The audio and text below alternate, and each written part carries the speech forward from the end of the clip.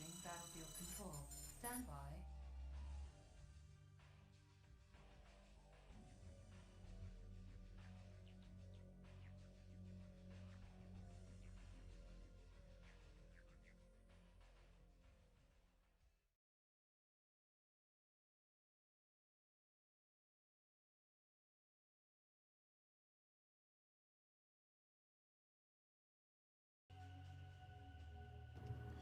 Hello, hello. Can everyone hear me? Testing, testing, 1, 2, 3. Welcome, Zaptagus. Welcome, Shock Combo, Video Crow's Nest, Mark Kalinix, Chase Baker. There's a few more up here. Luke Danger, good to see you guys. Alright. Welcome back to the channel. We're going to be starting the Nod campaign of the Firestorm expansion. And this will be the last of the, I mean, not today, because it's going to take me a few times before I make it through the Nod campaign, but this will be the last campaign I play for the Firestorm content. And then after that, we'll move on to Tempest Rising, as promised. What's a bit low, my voice or the game itself? Hey, Zara.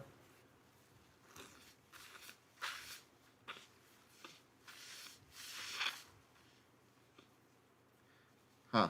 Okay. Interesting. Oh, happy birthday, Eric Luzman. Let me see if I can make my voice a little higher. See if that fixes things. One sec. We're going to move to the member spotlight.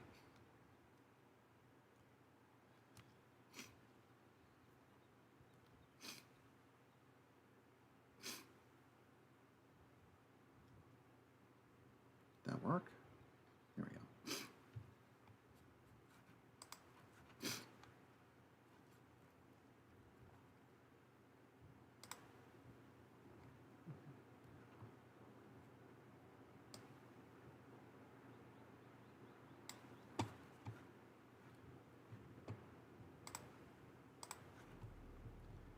All right, is that better? Is my voice a little higher now? Is that too loud, or is that just right?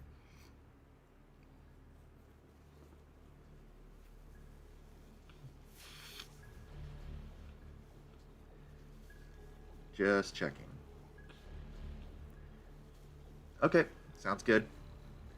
Member spotlight comments for today. First off, we got one on the live stream announcement post. We have Aussie from the Super Challenge Bros, who knew that I had to post whatever he posted because he's a member of the channel, so he just posted absolute nonsense from Willy Wonka and the Chocolate Factory. Look at me, everybody. I'm the first person in the world to be sent by television. I know you got to put this in the member shoutouts. To which I responded, I hate you. And to which Awaken responded, take him to the taffy pulling room and be done with it. Which I thought was just a perfect response. And then we have Chase Baker, who this was on our announcement that for the April 4th stream, in honor of April Fools, we're going to do a tier list for the design of all the units from the game that shall not be named. And he was commenting that does sound fun outside of the quote-unquote a step too far from CNC elements. It's a delightfully weird game. Which is true. It's not a terrible game. It's kind of just a sort of game, but it's a terrible CNC, in my opinion. Let me just check real quick to see your guys' villains that you posted before I go up. Just a quick brief check. Let's see, we got For Honor's Apollyon. I don't know For Honor very well. I'll have to look into that. Grad Admiral Thrawn from Chase Baker. Fantastic choice. The Reapers. I still need to finish Mass Effect. And then, of course, Kane. And then Mark Kalnick's mentioned Emperor Karl Prosek of the Coalition States.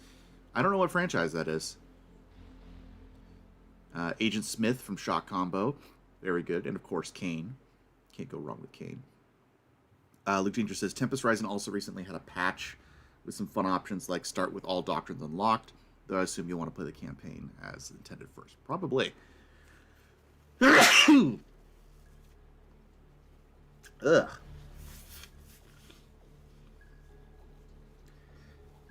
Revolter Ocelot says CNC4 Scorpion is a far better design than CNC3, solely because of its a literal design. Well, agree to disagree, Revolter Ocelot. Thank you, Azura. Alright, so we did the GDI campaign. This is pretty... Oh, Mark Alex says it's from the Rifts of Tabletop. Oh, I've heard of Rifts. Always wanted to try that out. Okay, so this is amazing because this is the first time in its totality that both Command & Conquer campaigns are canon. That has never happened before. So, cool stuff. Yes, Orgluzman, I did see what you sent me. Very fascinating. I haven't had time to respond to a lot of people recently.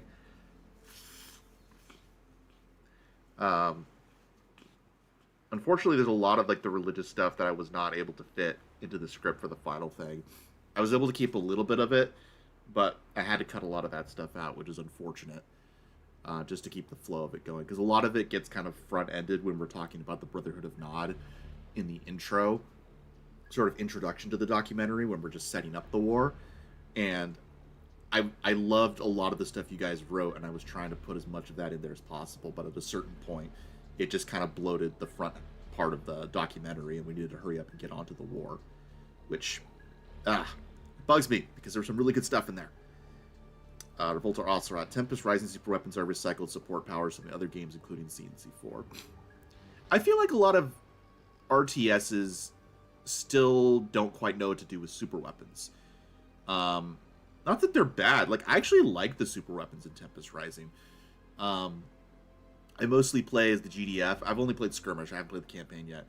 I like that their super weapon is more of a utilitarian. I kind of like that it's a support power almost, because I'm kind of annoyed with the trend that newer RTSs have, where the super weapon is an absolute base destroyer.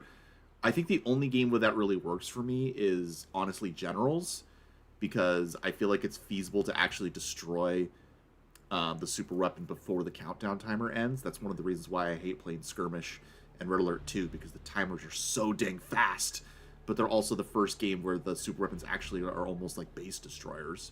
Generals, I think, had the perfect balance, but I prefer super weapons that are more like Tiberian Sun and like Tempest Rising, where they're more like support powers and they're aids instead of base destroyers. I don't know, I just enjoyed that. Luke Danger says, clearly we need to archive with all the stuff to look forward to afterwards. I would love that. Generally, I've never really done the campaign in Firestorm. Oh, then you're in for a treat.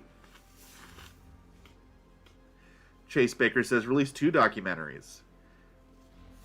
The director's cut and the original, is that what we're going for?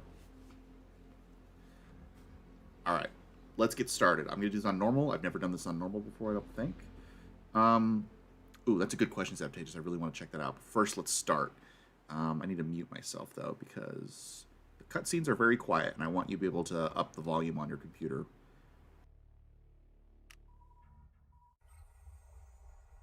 What is the meaning of this conference, Slavic? The decision has been made. Gentlemen, with the disappearance of Cain, the Inner Circle must stand united before the Brotherhood. That means a new leader must be chosen until the return of Cain. Our decision is final, Slavic. We of the Inner Circle I stand here before you, the leader of the Black Hand of Nod. Watch and judge wisely.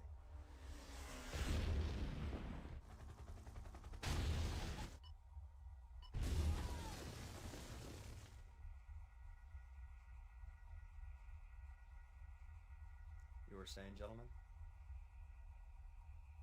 What do you want, Slavic? Don't pander to this madman. We are the heirs of Nod. Slavic has proven time and Be again. careful of the next words you say, Marzak. It would sadden me to lose your support. Gentlemen, we are the Brotherhood. We must stand together. This is how Cain would have decreed. Your murderous tendencies solve nothing, Slavic. There is no brotherhood without a leader.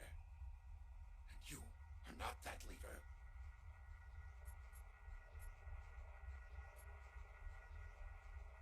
Your recent assignments have gained you a promotion, Commander. As you can see, there are those who have forgotten the code of the Brotherhood, and they gain in numbers, fracturing the heart of Nod. The men you killed today are just a handful. We need order. Cabal. The Brotherhood needs Cabal. Cabal is order. Cabal is the hand of Cain. Cabal's data core, much like our Brotherhood, has been fractured. Infiltrate the GDI base at the Cairo site and recover Cabal's core. Now go.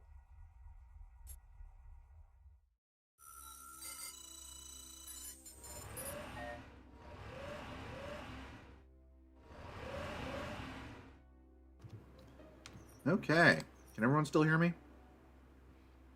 Alright, let's save this one. And then back to regular Snowman, I guess. Alright, thanks everyone. Let me check some of the comments real quick. Zepte just had a really good one. Speaking of Nod as a religion, what is really their core belief system other than a cultish reverence for Cain and Tiberium itself? Does it go any deeper than that? Yeah, if you see my video on the history of religion and politics of the Brotherhood of Nod, part 2, I kind of go into what I believe that. I think it's kept purposely vague. A lot of cults, I can only speak to, because I'm from the West, primarily has covered about a Judeo-Christian background, so I'm only familiar with a lot of the offshoots and, like, Christian offshoot cults, as far as that goes, but a lot of them keep their beliefs purposely vague. And even things that aren't even necessarily offshoots of Christianity. Like, if you look at, like, Scientology, their whole MO is that they kind of start out when they're just recruiting people as like, oh, this is going to help you live a better life. Here are some communication courses to be a better communicator or to, like, organize your life better or things like that. They kind of start out very vague and kind of, like, self-helpy, which is interesting because if you look up the guidance files from Command & Conquer Renegade, they're very self-helpy. A lot of their things are like, think positively, be good for your community. Like, it's very platitude-y, very non-specific. And as you go up the echelons, you eventually are basically told how everything works, and you kind of don't really get to hear all the crazy esoteric versions of theology until you go up the ladder. And I think it's the same thing with Nod. So I think it's purposely vague, and then as you go up, you start learning things like, oh, Cain is the Messiah. Cain is the prophet of Tiberium. Tiberium will be our salvation. It is definitely centered on Cain and Tiberium while having vague sort of Abrahamic influences, which is honestly fascinating. Like, I know a lot of that was pioneered by I.D. Larimore, and I'm kind of curious to see, like, how much thought was put into that. I know a lot of it was kind of made up as they went along, but I think it was very well done.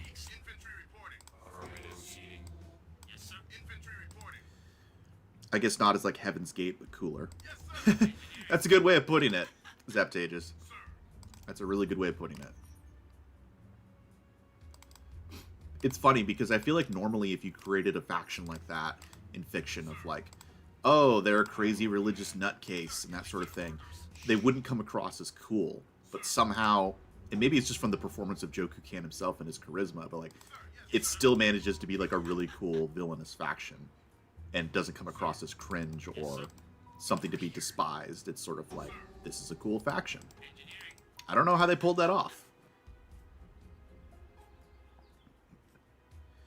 Trevor Lane, controversial opinion, but I feel that Islam is the most successful cult in history. The sheer amount of contradictions. Oh gosh, holy crap! Trevor Lane, I'm not touching that with a 10-foot pole. Let's move on, guys. You're entitled to your own opinion. I'm sure there's lots of people that think all sorts of religions are stupid, so I'm not gonna touch that. So we're gonna move on. But yeah, no, I just think it's fascinating the way that they created the Brotherhood of Nod. Engineering. Over here. She ain't going Infantry reporting. I'll head back to base and get help.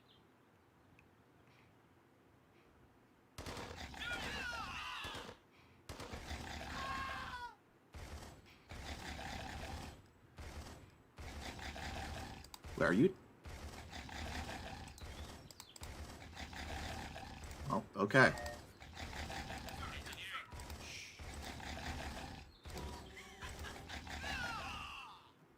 Is this guy useful for anything? No, what are you doing? Don't attack the APC. Shrimp. It's never done that before. It's supposed to run back into the field, isn't it? Shoot. Oh. Hey, Alicia Earl. Maybe it'll attack the harvester. Over here. Yes, sir. Affirmative.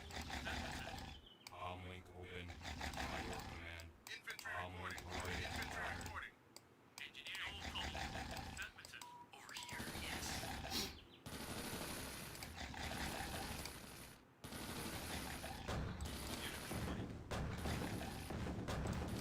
Okay, well, if you're just going to let me destroy you, Over here. Yes. I'm cool with that. Dang, this thing's tanky.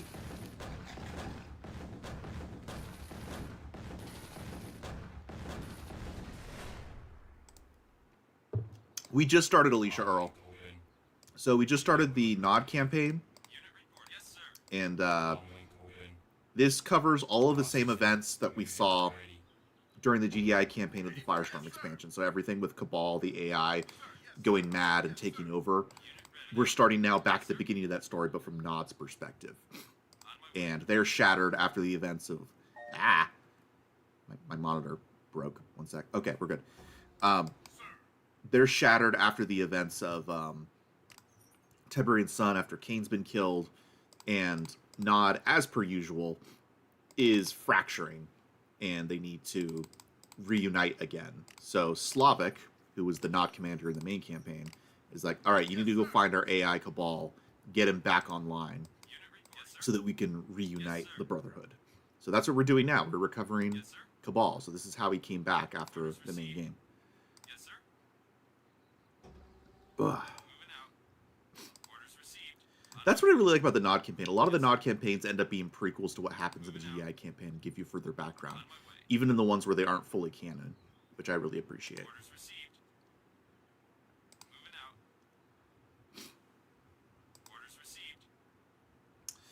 Orglusman says, is it true that originally the Tib Dawn player character was supposed to be you intercepting GDI Nod transmissions and leading troops from home? Yes, I believe that was originally the idea until it was retconned Yes, sir. to be General Solomon, Yes, sir. Yes, sir. which I thought was fascinating. Yes, sir. Moving out. Engineering. Affirmative, sir. No problem. Awaiting orders. Affirmative. Waiting orders. Let's get you back over here. Orders received. Let's get the rest of you on board. No problem.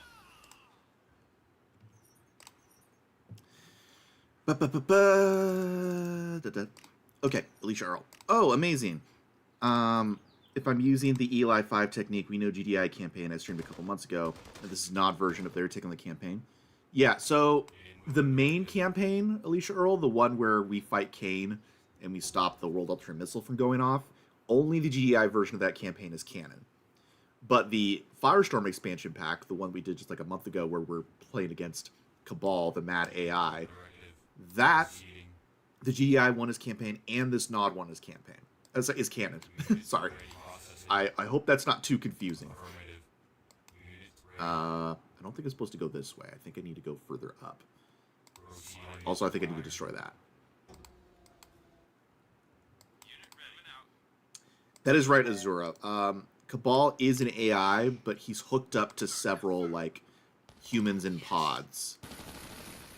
Because he uses the extra brains for processing power. Yes, sir.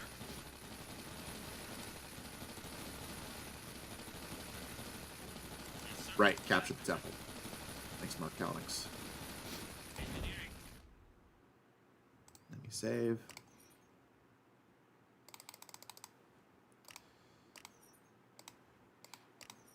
Alicia says, it's all canon. It's too confusing to me. I enjoy writing in general, so lore is actually very intricate when making your own, as the case. Yeah, eventually I will make, Yes, sir. you know, more videos explaining all of this on my channel, No problem. hopefully. All right, a piece of Cabal's core has been recovered. Comlink open. Unit report on my way. Let's keep moving northwest, where I think the next piece is. Comlink open. Affirmative. Affirmative. Comlink open. Yes, sir. Moving out. No problem. Infantry reporting. Waiting orders. All right, is there a way to do this without setting off the alarm? I'm just curious. Ah.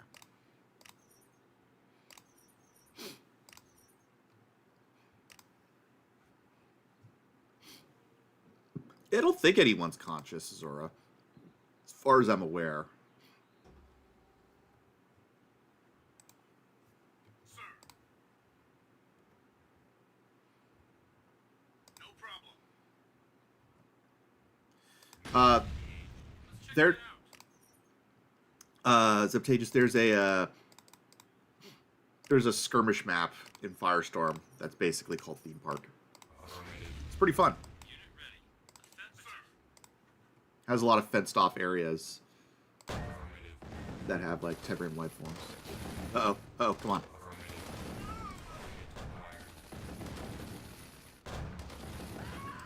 Let's go, let's go, let's go, let's go, let's go. Over here. Yes, sir. Sir. Affirmative. No problem. Did you hear something? No problem. I heard nothing. I think we're full up. We're back. We can keep saving. Woo! German Lane says, I actually think the Tib Dawn Nod and GTA campaign are not exclusive. Both can be done without contradicting each other. Target acquired. In which game? Infantry reporting. Taking heavy fire. Yes, sir. Unit ready. Sir. Sir, yes, sir. Affirmative. Affirmative. Engineering. No problem. By your command. The scout can't actually do anything, which is kind of interesting. Leash Earl says, I know my questions always feel out of pocket. Have you talked about the documentary yet? Any updates there? Most excited to hear the dialogue based on the teaser. Yeah, I might drop another teaser at some point just for the dialogue stuff. I'm currently working with Rogue to get the visuals done, along with a bunch of other people. I'm still trying to get the last few bits of Ready for action. stuff for people's voiceover work. There's like 3 or 4 people that have had Yes, sir. IRL stuff happen that kind of unavoidably delayed getting their stuff in by the deadline. So I'm still waiting on them. Like one of them got a sore throat, so they had to wait. Another one has other stuff going on. It's just going in there. So, and some of them are Rogue and Aussie being busy doing stuff with their channel, and so they still have to get around to recording stuff. Processing. I also have stuff for Snowman as well, which he's excited about. Proceeding. Yes, sir. All right, so I think it's up here to the top By your left. command. Whoop. Affirmative. Yes, sir.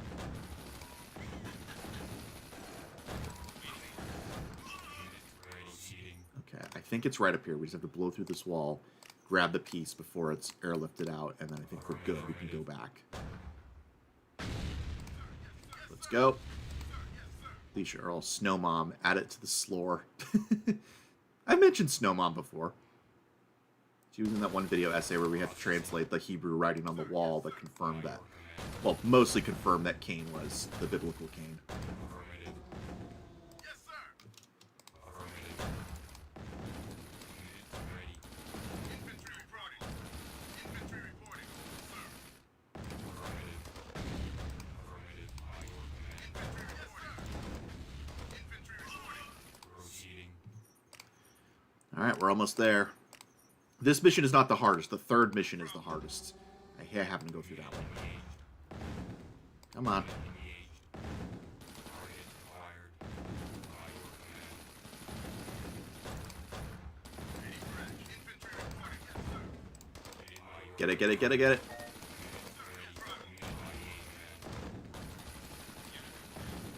I'm gonna pick up the cyborgs, and then we're gonna get out of here. Unit ready. Woo! Orders received. Unit ready. Let's go. On my way. Ready for action. Sir, yes, sir. Waiting you now. Orders received. Yes, sir. Let's go. Yes, sir.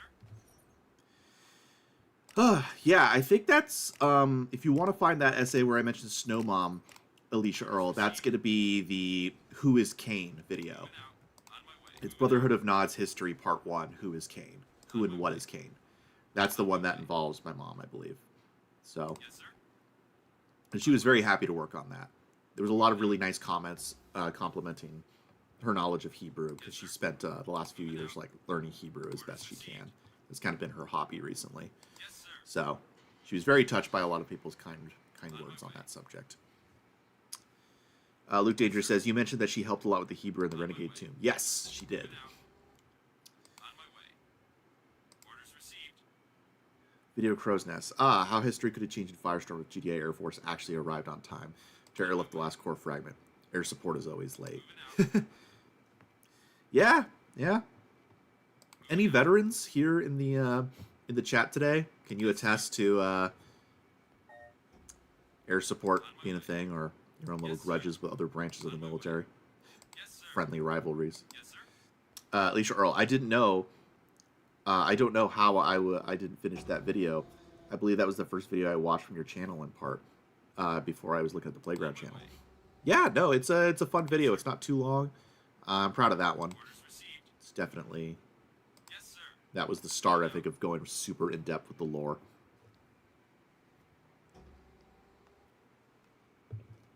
Yes, sir. Revolt or Ocelot, mostly nothing, since the core GDI captures in the campaign is a different one. Besides, there's multiple secret cores. Moving out. That is true. They always say like, "Oh, it's a fake core. He destroyed it," but maybe Cabal has multiple cores. I don't know. On my way. I think this is the true core. Yes, sir. Yes, sir. And just like that, guys, we will finish the mission in record time. Orders received. Oh, hash browns.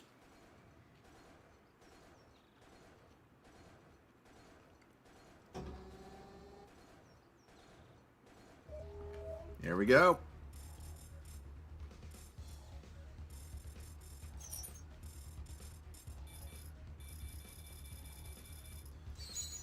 Ah, man.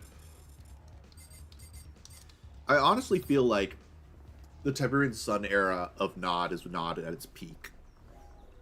I would say Tiberium War is when GDI is at its peak, but this is when Nod, I think, is at its most powerful and it's at its most ability to fight GDI head on, one-on-one, in my opinion. Would you guys agree with that assessment? Alicia Earl says, if there are any veterans here, thank you for your service. Hey, you don't know what army they're fighting for. I'm kidding. Yeah. Trevor Lane. Air support has issues with target identification and scheduling. It is why FPV drones have been such a game changer IRL. What do you mean FPV drones? I mean, I know drones, but what does FPV stand for? And yeah, it's interesting watching the war in Ukraine and seeing just how much drones have become like such an integral part of combat now. They don't replace humans by any means, but like it's just another aspect to consider that's a key part in warfare now. Luke Danger says, imagine being a cyborg running back to the SAPC with Cabal's core, only to hear the commander go, hash browns. With me as their commander, they'll hear that a lot. Zeptages says 100%. Yep, he agrees with my assessment. Little Lore Jumper says, nah, I think both factions peaked at the Second Tib War. You know, I could respect that. I love the Titans. Revolter Ocelot says, I really hate what they did to Nod in CNC3. Me too. Like, I get it because I think it's realistic of how Nod would be in a weakened state after having lost a major world war in Tib's son. I still don't like it. But I get their reasoning. Alicia also says, lol, I won't pick sides. Well, the cool thing about the CNC community is obviously a lot of Americans, but there's a lot of European people, particularly Eastern European and Germans. Like, I've noticed there's a lot of Eastern European fans of Command and Conquer, which I think is super cool. Because I don't think you get a lot of Eastern European representation in a lot of media here in the West necessarily. It's kind of the forgotten part of Europe, I think, at least speaking as an American. If I ever make an RTS someday, like God willing that actually happens, I would love to make the main character like a Polish commander or something, just something to give back to that aspect of the CNC fandom that kind of kept it alive. Luke Danger says, definitely, Tib Summons with GDI and Nod were both pure powers, whereas in Tiberium Wars at the lower tiers, Nod is clearly on the subpar side, meaning most of Nod is degrading comparison. Absolutely. Voltar Ocelot, first person view. Got it. FPV drones are remotely controlled missiles. Yeah. Luke Danger, I think the issue with Tib Wars Nod Rev is that they kind of just make Nod generic fanatics with Christianity serial numbers filed off. Kind of forgot what made Nod unique. To a degree, and part of that I think makes sense because I think they kind of Nod had to back off from the religious fanaticism a bit and play more on a classist struggle between yellow zones and blue zones. I think especially once Tiberium starts getting cured by GDI with the blue zones, you can't go as hard into the Tiberium as our salvation. You kind of have to play on a different level. And I think that's so Nod, because Nod, depending on its era, will change its stated political goals and religious beliefs slightly to better appeal to whoever they need to manipulate. Or Glusman, I don't know, Iran showed everybody that air power can come on time. Yeah. It's amazing how much like a good Air Force and especially a Navy really is what determines whether you're a world superpower. Azura says, how would you feel about a survival horror fan game set in the Tiberium universe? That would be fantastic. And honestly, anything in the Tiberium universe that expands the lore, like just playing as a regular like yellow zoner or somebody in a civilian colony during the Genesis pit attack in Firestorm, I think would be fantastic. Alicia says, do you think the demographics play a role if one likes GDI or not better? That's a good question. I don't think so. I think everybody kind of equally likes GDI and not in the CNC community, unless you're talking about in-universe. Okay. Owen Lars says he should definitely be Polish. Oh, absolutely. All right, I'm going to get started on the next cutscene, and then we can keep talking. Let me mute my mic. Initiate your reactivation sequence. General Slavik, you have survived and still command. Kane was correct about you. Shall I resume operations? By all means. That's why I had you resurrected. The inner circle is divided. And General Mazak, yes? Why do you simply not have him removed? No. Not yet, at any rate. I brought you back online because I need your command and control capability. The Brotherhood is in disarray, but I have... Yes, I am sure. But Kane had his own plans before his recent disappearance. You must strike a blow against GDI. A small GDI outpost is ripe for the introduction of my new experiments in evolution. We will provide the catalyst creature, and GDI will provide the organic components. In the name of Kane. Commander, you have heard the word of Cabal. Now go. Establishing battlefield control. Stand by. Reinforcements have arrived.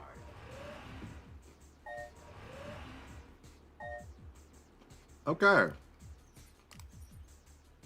So if you guys remember the Genesis Pit mission in the GDI campaign, where you had to defend a bunch of civilians from Tiberium creatures going wild, this is the reason why. Because we're about to go agitate a bunch of those creatures and send them against GDI colonies and bases. In case you were wondering. Yes, sir. Yes. Yes, sir. Waiting order. Unit reporting, sir. This mission's fantastic. I agree, Azura. Okay, where's number 10?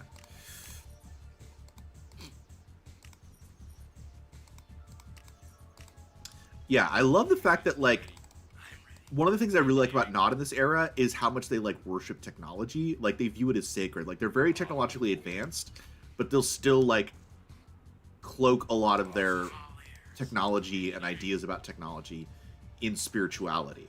Like, Cabal is almost considered sacred as, like, oh, he was a creation of Cain. He's an extension of Cain's will. Like, you heard Cabal. Do as he says. Like, it's crazy that you could have a society that's so technologically advanced, yet also so, like, draped in spirituality and having that sort of, I don't want to say blind faith, or maybe it is blind faith. It's just a fascinating dichotomy. Not that necessarily technological advances mean that you necessarily have to give up your spirituality. I think we've seen multiple times throughout history, especially recent history, how technologically advanced we can get, and religion really isn't going anywhere. Maybe in the West, I think it's gotten a lot more secular, but in the rest of the world, it's still as religious as ever, maybe even more so. And you know, we would be kind of blind if we simply looked at this from a Western-focused, Eurocentric sort of way of looking at it, because the rest of the world is still very religious. But I think it's also because religion still fulfills a purpose in society, not just like, oh, now that we have science or we have technological advances, we don't need religion.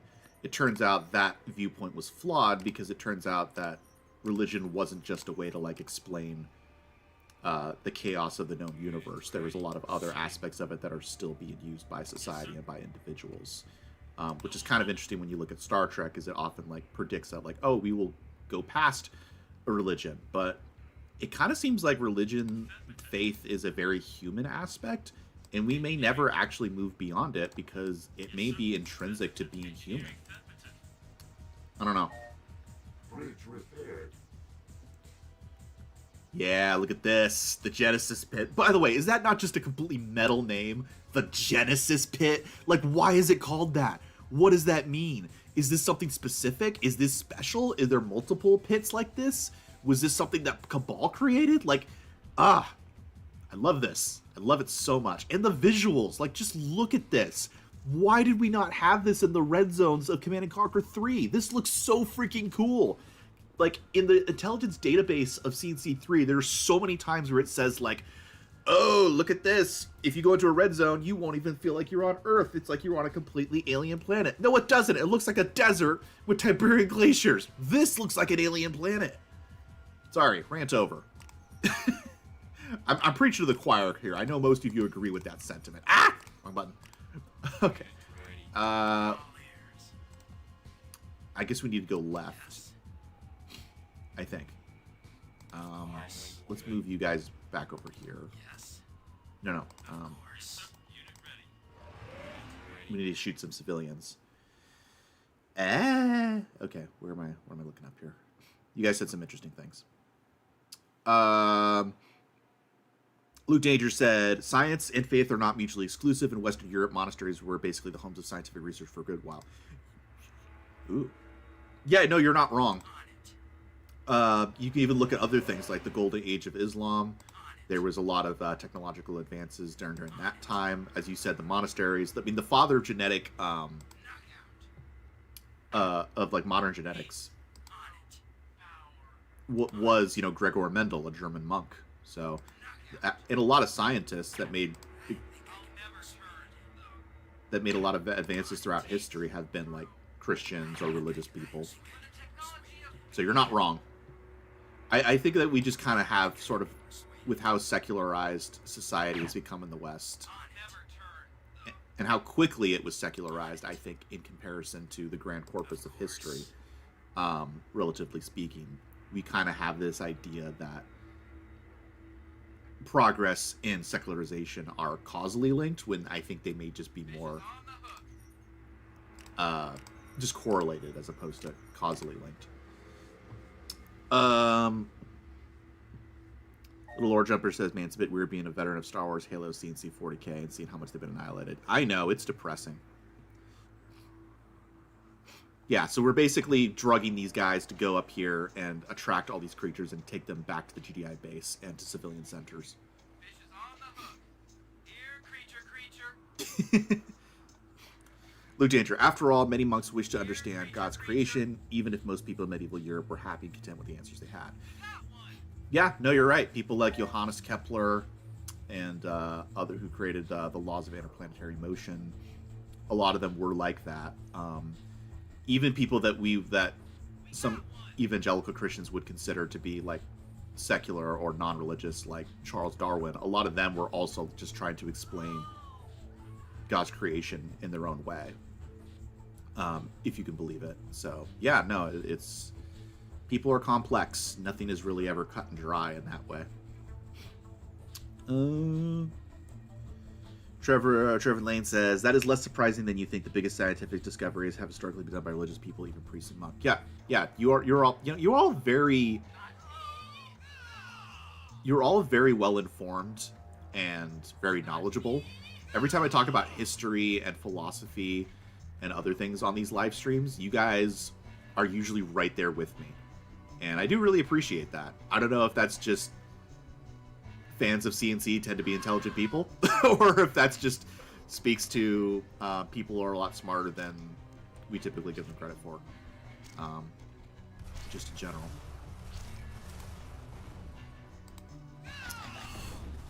Okay. Owen Lars says, there's currently a Christian revival among Gen X in the West, especially here in Sweden. A record number of teenagers and 20-year-olds are joining the church. Interesting. I would love to do like a study at some point. My sister's talked about this multiple times of like kind of looking through the history of quote-unquote revivals and being like what societally kind of drives people back to church. Because, again, as we've kind of mentioned, the idea of like the secularization of the West, it's not a single straight line. Like, things go in cycles, and there are patterns in history in human nature. So it does make me wonder, you know, if we go too far into secularization, is there a backlash? Is there people kind of craving more tradition and the comfort of ancestral beliefs? It's an interesting idea. Hang on a second. Septages said something interesting. Oh, it's called the Genesis Pit because that particular vein hole monster used to be Phil Collins. Good one, Septages. Luke Danger says, speaking as the choir, your preaching is welcome. Yeah, no worries. So this is a pretty easy mission, but like, it's super fun. It's super fun.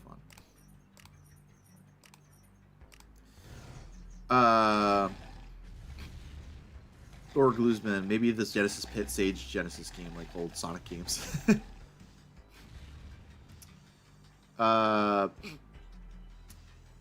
Alicia Earl, the Gen X threw me off. Baby boomers are adolescents. Oh, I guess he originally pressed at Gen X because of autocorrect.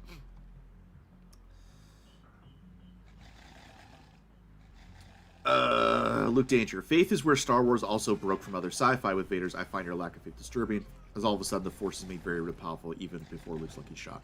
Yeah, no, I think that's what I've always liked about Star Wars, is at its core, it's actually a fantasy story with a sci-fi veneer. It's not really like a true sci-fi tale.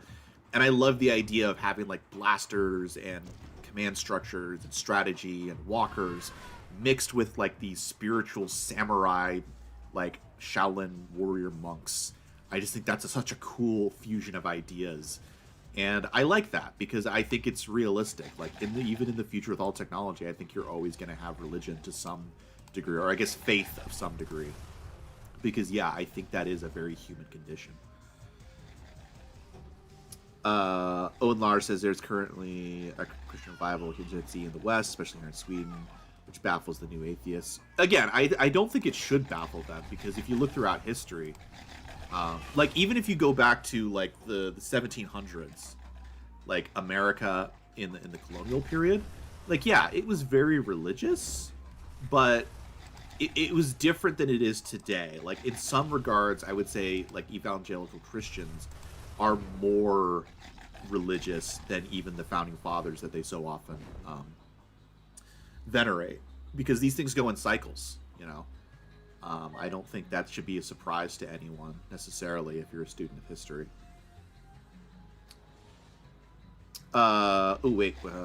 Lord Jumper says Sergeant Johnson from Halo is pretty much just Catholic despite what he goes through. Oh, is he? I recently played through all the Halo games. I don't remember him being Catholic. That might be in the books. I really need to read the Halo books. I heard they're really good. Luke Danger says, speaking of your drone idea, Lord Jumper, I poked around the idea of Predator tanks having the General's US ability to have drones to accompany the tank. That would be cool. Oh, here they go. Remember this base, guys? Who remembers this? Little Lord Jumper says, it's the last 10 days of Ramadan and I barely get to eat anything this morning. That's right. Yeah, how's that going for you? Happy Ramadan. Zora says, to be fair, you have to have a high IQ to command and conquer. Yeah, let's keep telling ourselves that, guys. We're not basement dwellers. We're high IQ individuals. Let's see. Watch out for survivorship bias. What do you mean, Chase Baker? I'm curious. Luke Danger. Looks like the creature got looser than intended. They were already scrapping a second town. Should be easier to use the SAPCs to slip around in and out. Trevor Lane. Research has shown that RTS game players are smarter than most people. RTS gamers are actually very good for developing electoral systems. Yeah, no, I grew up playing mostly RTS games and like stealth strategy games like Commandos growing up. Those were like my first games. I didn't play FPSs until I was a little older. And that's kind of how I want to raise my kids, of like, not that I love Call of Duty. I love FPSs. Like, I love them. But I don't think a kid should start out playing games like that. I think strategy games should be where they start, and when they get a little older and have impulse control, they're not going to be wrecked by instant gratification of a Twitch shooter like Call of Duty. I think that's when I will graduate to that. But I'm going to start them on Command & Conquer. And Legend of Zelda, because that's what my fiance is super into. So, a steady diet of Legend of Zelda, Command & Conquer, and Age of Empires. We're going to have such a powerhouse family. Mark Howling says, I really hate when people... dang it. Screw that. Shoot. My mouse is going weird. I want to hear what you said. I really hate when people say Christianity holds back technological process in medieval times. Yeah, I really don't know how that got started. Because again, even if you look at like the Islamic Golden Age, as well, like 800, 900, somewhere around there, like it's religion often, if anything, stimulates technological process. I know it's not black and white like that, but yeah, I don't know. I guess that just kind of came about in the 90s and the 80s, and sort of like as new atheism is sort of spreading, which, you know, nothing against you if you're an atheist. Okay.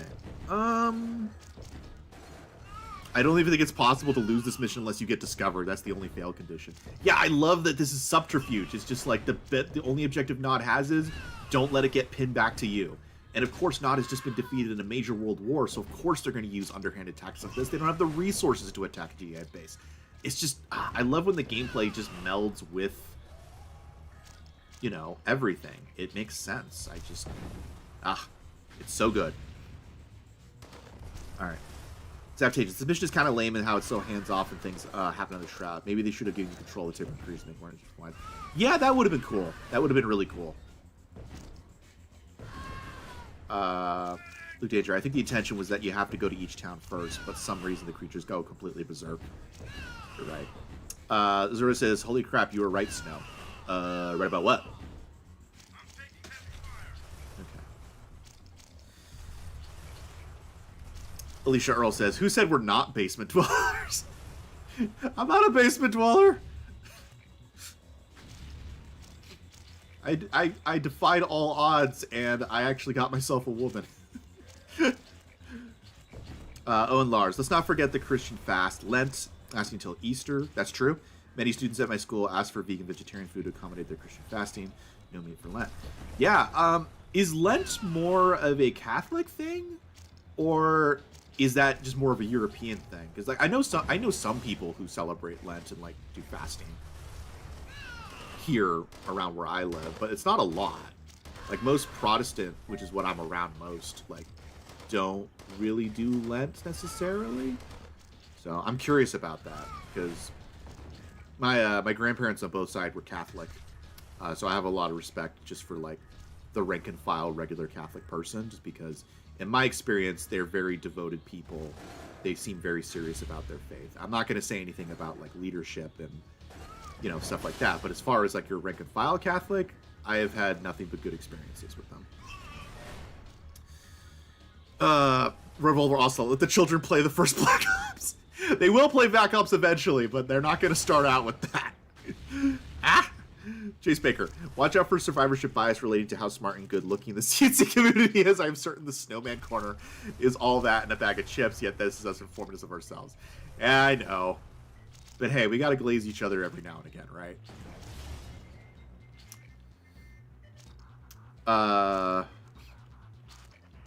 Azura says the base beat in both campaigns. Oh yeah, definitely. Revolter Ocelot says, I'm pretty sure the Genesis Pit mission is a big homage to the Dino missions in a way. Maybe. I'm kind of just watching everything as it happens.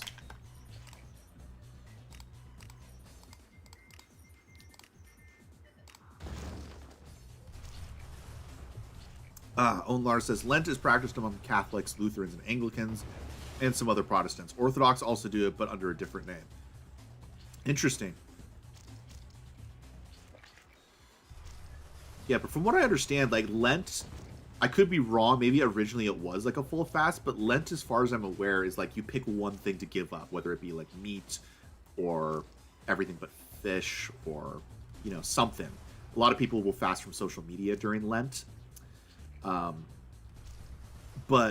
with Ramadan, I'm pretty sure that is like a hardcore thing where like you can't eat or drink as long as the sun is up.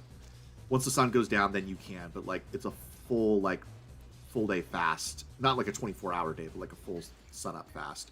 And how long does that last, Little Lord Jumper? Is that like 2 weeks? Is that 1 week? Like, how long is Ramadan? Is that a whole month? Let's see. Azura says, so it's more high church practice? Well, I mean, I don't know if I would say high church. Well, I mean, it depends on how you define high church, I guess. What do you mean by that? Luke Danger, get the SAPC into position, release the toxic soldiers, dart some civilians, then go back to the APC. Oh, that's not a bad idea. Yes, on it. Unit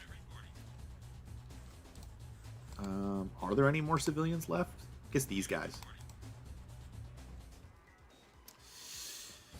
Little Lord Jumper says a month. Oh, dang, that's a long time.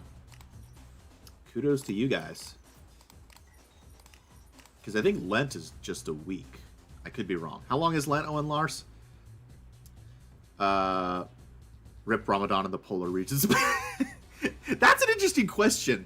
Maybe, Lord Jumper, you can answer this. Like, if you're stationed in Antarctica, like, during, like, I don't know, the winter, I think, is when the Southern Hemisphere gets, like, long days. Like, does that apply, or is it just a 12-hour time? Like, I'm curious how that would work. Maybe I'm asking silly questions, but I'm just curious. I had a really good Muslim friend in college, but I haven't seen him in a while since he went back to Kuwait. I should have asked him more questions about Islam when I was still in good contact with him. Actually, go back up here. There's one more civilian thing. Okay, Old Lars says, I'm a Lutheran and fast for Lent. Most Lutherans do it in some way. The students who fast at my school are all kinds of denominations, Catholics, Lutherans, Eastern Orthodox, Teen Revival. That's really interesting. I've got quite a few people on the project right now who are from Sweden, so it's really interesting. I'm hoping to incorporate some Swedish into the documentary. Unit ready. But, yeah, I think we could do. I mean, society is very secularized, at least here in the West. Having a little bit more tradition and a little more religion, I don't think is a bad thing, necessarily. Everything is a balance. I'll never start reporting. Moving out. Revolter Ocelot. And remember, kids, floaters and vehicle monsters are mutated jellyfish. It's quite obvious considering that in media, jellyfish stings are portrayed as electricity, vein hole is a polyp stage. Yeah, it's possible. If they had kept going with, like, the evolution of Tiberian creatures in CNC3, I would have loved to have seen what, like, a vein hole monster in the Sage engine would have looked like fully mature. I feel like that would have been fantastic. Awakened, what's up, dude? I ended up going to work today after all, I'm trying to check in when I can. How the GDI scum treating you? Ah, very well. They're getting torn to pieces by the creatures from the Genesis pit. Good to have you on here. High church meaning more ritualistic. Oh, okay, yeah. Okay, yeah, no. By that definition, yes. Sorry, I don't think I've ever heard that term before. Trevor Lane says, Lent is the main reason Long John Silver's is still in business and why there's so many fish options in so many restaurants. Yeah, I've noticed that with things like McDonald's. They always got their filet of fish thing for Lent. Luke Danger, if I recall correctly, not Muslim, but I picked up some stuff from Osmosis and reading. There's alternative rules for things like polar regions for Ramadan. Islam has a lot of jurisprudence. Gotcha. Oh gosh, what are you doing here? No! Everyone, run! I've never seen this happen before. Get in!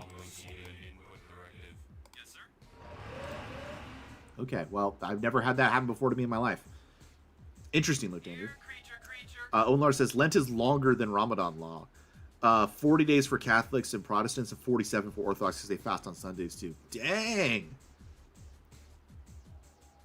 Go Orthodox. Not that it's a competition, guys. Let's be adults here. Let's see. Azura says, High Church emphasizes ritual, sacraments, formal liturgy, episcopal authority, similar to Roman Catholic Orthodox styles. Low Church emphasizes preaching, evangelical principles, and is less formal, more flexible worship style. Gotcha. Most of my experience has been with like lower church stuff, but I have had some high church experience because, like I said, my grandparents on both sides were Catholic, and whenever we went to visit them, if it was over a weekend, they'd be like, "Hey, do you want to come to mass with us?" And I'd be like, "Sure."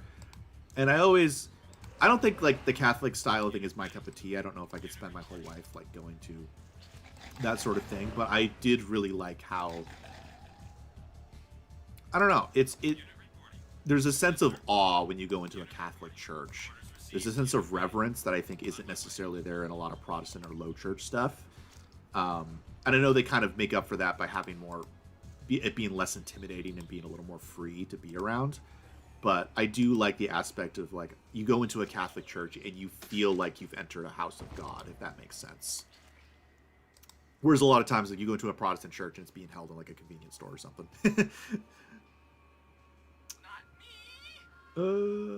Let's see. Luke Danger says, the vein hole monsters because Cain really wanted to throw someone into a Sarlacc pit. Remember, we talked with Joe Bostic over one of the streams, and he said that the vein hole absolutely was inspired by the Sarlacc pit. So, good. What do we have here? Owen Lars, but traditionally no meat and sweets during Lent. I fast from alcohol, non-veg, sweets, snacks, sodas, and tobacco. Anything fancy. I eat way less and more basic. Abstain from meat is common. Gotcha. By the way, thank you guys for telling me more about your cultures and your religions. I'm fascinated by this kind of stuff. Especially since, like, these are all religions and cultures that, you know, we come across, and I really appreciate being able to get to know more about it. Yeah! Let's go! Yeah, they missed a lot of options with the red zone biomes. You're right, Trevin Lane. Little Lore Jumper says, also it's recommended to fast on normal Mondays and Thursdays, but you don't have to unless it's Ramadan. Interesting. I didn't know that.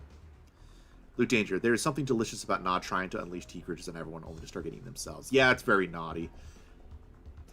Let's see. Zora says, fun fact, frogs were declared to be fish, so they were allowed to be eaten during Lent in France, where the French frog cliche comes from. Oh, the French. Ah, the French camping.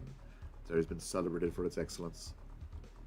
Little Lore Jumper, sins kind of just burn away during Ramadan if you pull your cars right. Interesting. What do you mean by that? Owen Lars says, some Christians only eat one meal per day during Lent. On Ash Wednesday and Good Friday, there's always only one meal or two very small meals. One of my students only eats 2 small meals, no lunch. Interesting. Yeah, because, like, in my experience, like, Protestant stuff don't really emphasize a lot of fasting, but it seems like that's more of a regular thing in like Azura was saying, the kind of high church format. Luke Danger says, speaking of a Tiberian world, is it just me, or are the Visceroids potentially the prey animal of the Tiberium ecosystem? Just thinking about the fact that they can absorb most anything. Yeah, it's kind of terrifying that a creature like the Visceroid that can destroy whole bases is just the bottom of the food chain where it comes from. And like a deer population getting out of control when there's no wolves, they're only this aggressive and terrifying because they're missing a lot of their natural predators.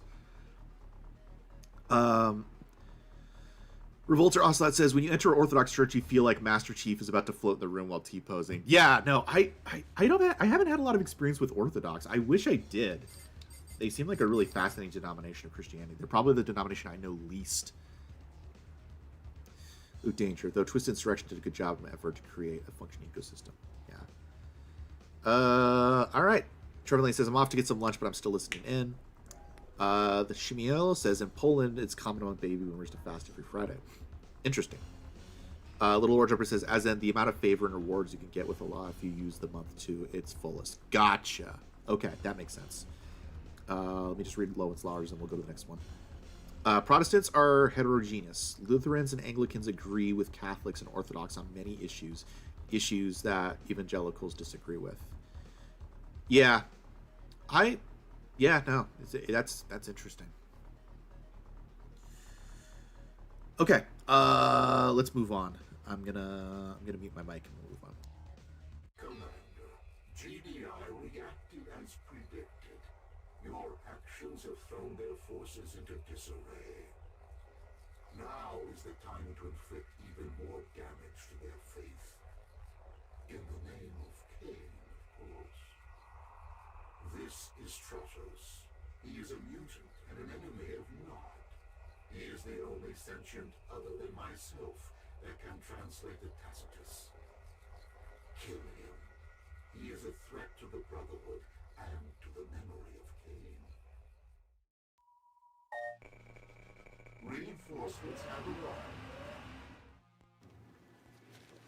Well, hello there. Yes, Loot Danger. Now Cabal is giving orders behind Slavic's back. I know for a while they weren't sure if Joe Kukan was going to be able to come back because I think he might have had some sort of disease or something. Ooh, Ghost Stalker. But they were thinking of making Cabal like the new big bad of the CNC universe. And honestly, not a bad idea. If I could think of anyone to like succeed Kane as like the big bad of the universe, Cabal I think is a super solid choice.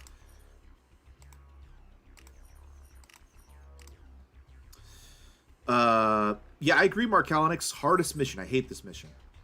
And Azura, I give credit to all of the Muslims. Just, wow, Ramadan seems rough. No, a lot of art. Yeah, no, I agree. That does seem rough. Kudos to you, little lore jumper. What even is the orange Tiberium in this mission? There's orange Tiberium in this mission? Where? Okay, looks good. Head on in. What are you talking about? Septagus? I demand an explanation. Blue Danger says, though, yeah, you need to make sure that you kill the Mutant Commando Ghost Stalker unit so you can use the Limpet drone to scout. Yeah, I'm just going to go across the water. Blue Danger, in Stratos' lab, there's a sprite of Tiberium. I think in some people's games it comes out as orange-red. Oh, really? Alicia says, that was a quick cutscene. Normally, I just chat as comedic relief, but especially here, but the conversations are too serious to give any comments at the moment. Yeah, no worries. Sorry, we could talk about something less. So, real quick, I was kind of fiddling with the idea... Oh, no! Fiddling with the idea of creating some videos that I chat with a different person every time. Whether it be Rogue, Aussie, Psyche, or the D-Train. And we basically do a 4-part mini-series, kind of podcast style, of basically talking about the different kinds of villains. I created 4 different categories of different types of villains, and discussing basically the nature of evil through the lens of these pop culture villains and what we can learn about it. And it's basically an extension of the kind of philosophical talks we have here on the live streams, but done in a more formal format with some other interesting personalities and people in my community. If that's something that you guys would find interesting, let me know, because it's something that doesn't take a lot of work on my part, and I'm really excited to kind of do it. What? Unit lost. So let me know if that's something you guys would like. Hey, it's Nostalgic. Welcome.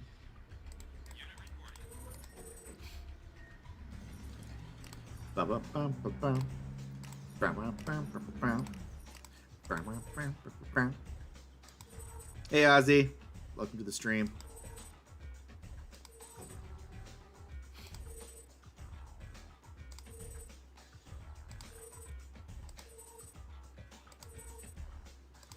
Okay, here's a way in.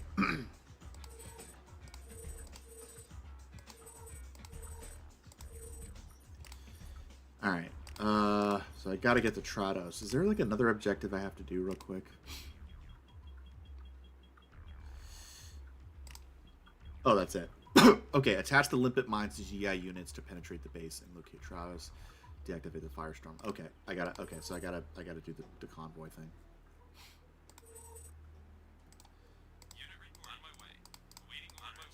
Sorry, I forgot about. It's been a while since I've done this mission. Input hieroglyph command. Scan initializing unit. Affirmative. Input processing. Input proceeding.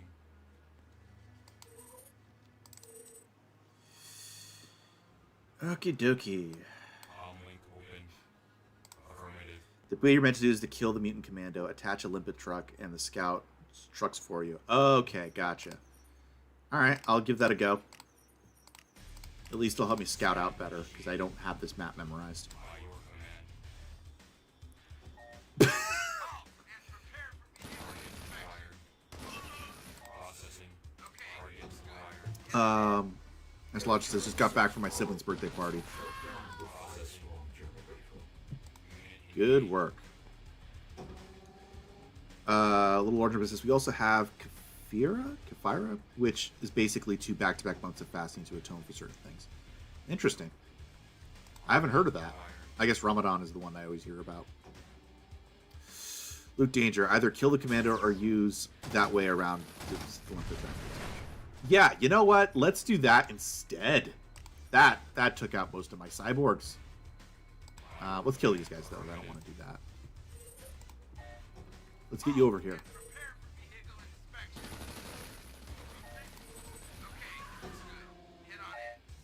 Capturing 6 power plants will shut down the Firestorm generator.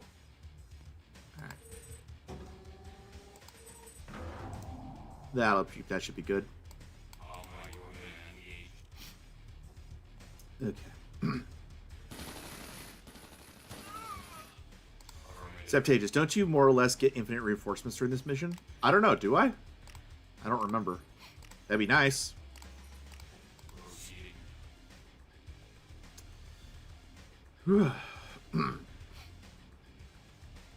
Okay. Affirmative.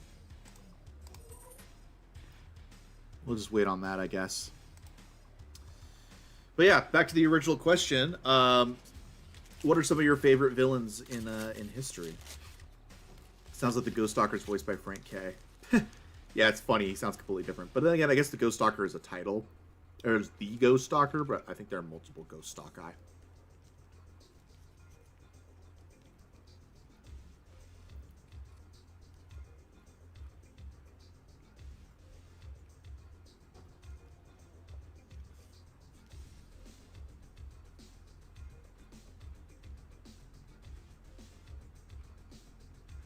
Reinforcements have arrived. Halt and prepare for vehicle inspection. Okay. Let's go fiction. Okay. I don't want anybody to be on here being like, hey, my favorite villain is Adolf Hitler. Like, no, we're doing fictional ones.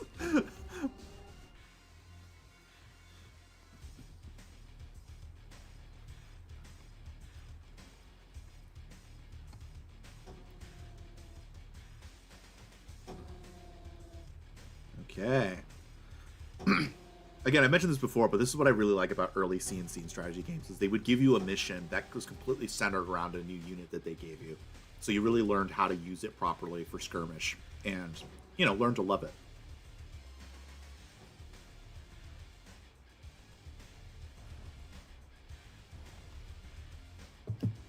Ugh. Hash browns.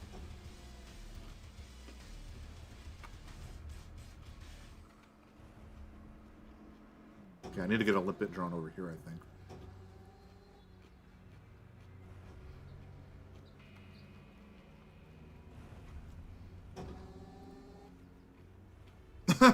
Okay, I see the loophole you did there, Aussie.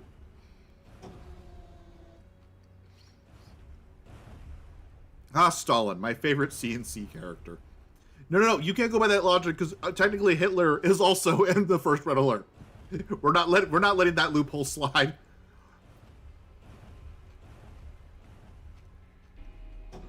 Okay, I need to get a limpet drone on the other truck. There's also an island, I believe, that has a bunch of power plants. So I need to find the island, and then I need to get my troops over there, blow a hole in the wall, and then get my limpet drone across so that I can get into the other truck.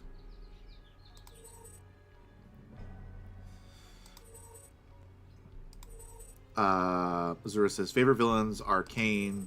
Does Azura from Elder Scrolls count? I mean, it's kind of obvious where I got that in. Oh, that's where that's from. Interesting. I hate you guys.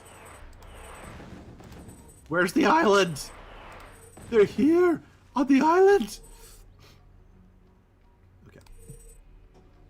Okay, this is a great place to break in, but I think the island is to the right, maybe? Come on, where's the island? Is it here? Yes, it's here. Capturing 6 power plants will shut down the Firestorm. Okay, well, you know, that works.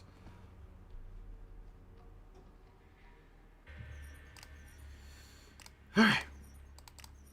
We just gotta get over there then. Get in there. I'll put a couple of cyborgs in there.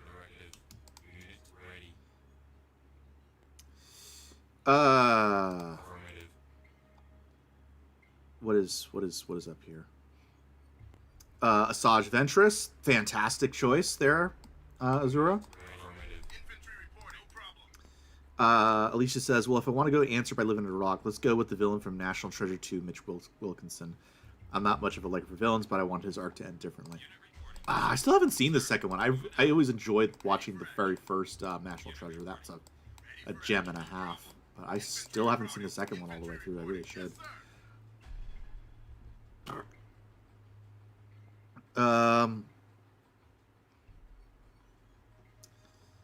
Red Alert's Stalin was mild compared to the real thing. You may very well be right. As far as 20th century absolute monsters go, I think it's a tied position with Stalin, Hitler, Mao, and Pol Pot. There's probably a few other ones in there, but hard to match those guys in terms of sheer evil.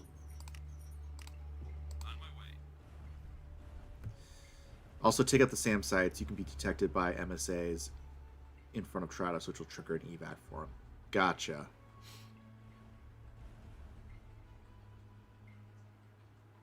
Wait, what do the SAM sites have to do with mobile sensor arrays?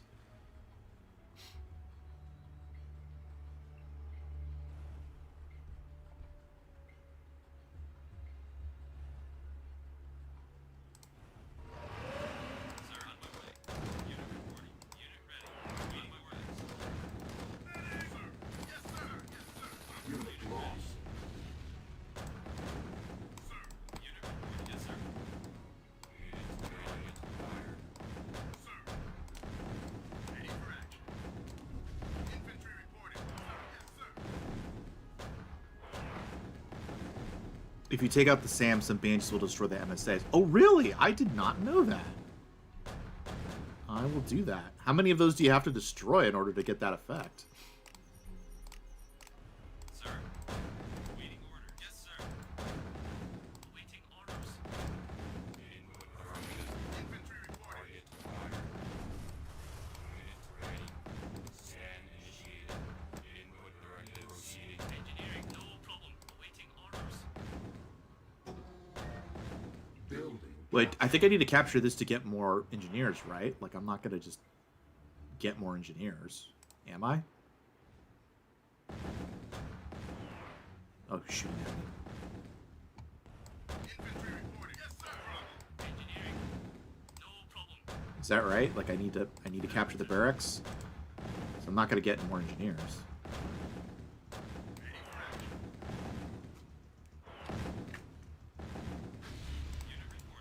Okay. Yes, sir. Affirmative. Engineering, no problem, Building sir. captured. Unit Proceeding. reporting. Sir, awaiting orders. Sir? Sir, no problem. Okay. Orglusman. Snowman, the Catholic Church, had a scientist working for them during the Renaissance. Which one in particular? Luke Danger. Not sure on more engineers. The same sites are on the front wall of the main island. And yeah, you can capture a barracks near a fire harvester on the northwest side of the base if you want. Oh, really? How do I... Capturing 6 power plants will shut down the Firestorm generator. Alright, we'll give it a go. Hang on. Unit ready. Unit reporting. Let me just see what's up here.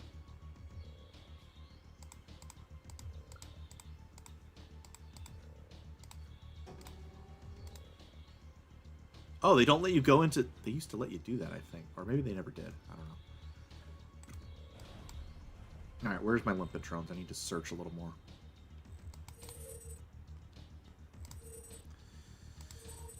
Zeptage, not sure how you want to list a backseat, but there's a Tib refinery to the northwest.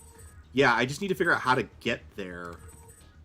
Can I scout up there with my limpet drones and find it? Let me see if I can do that. I'm gonna try going this way so I can actually see it. Be mindful the hover MLRSs will be in the way.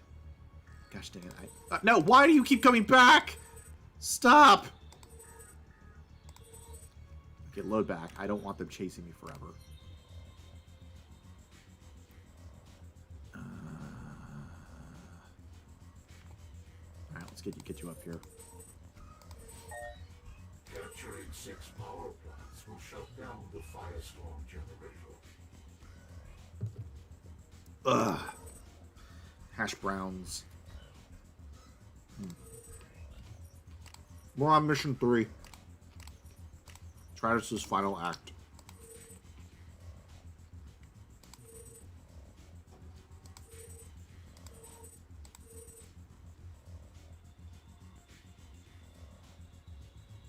Oop. Nope, wrong button.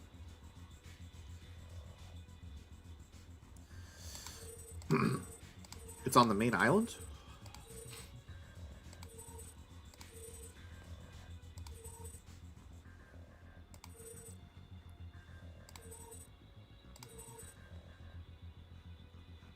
Okay. Not sure how to get there.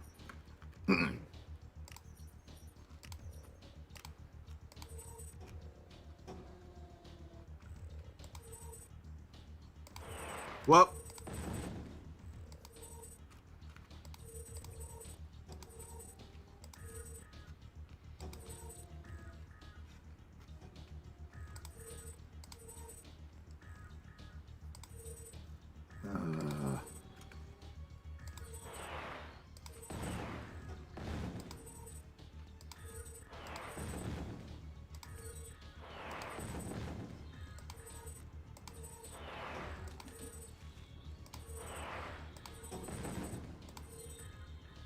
Is this it, guys? Ah! Unit lost.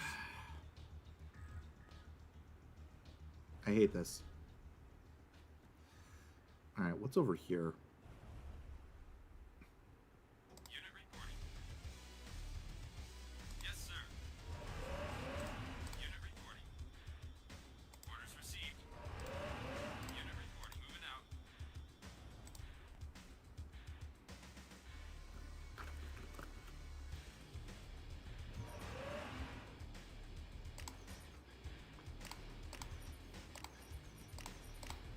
Unit report on my way. Yes, sir. Come on, get out! Get out! On my way. Yes, sir. Move! I hate those guys. I hate those guys so freaking much. Unit orders received. Yes, sir. Yes, sir. Orders received. Just go, just go, just go, just go, just go. Oh my. Unit lost. I really hate that.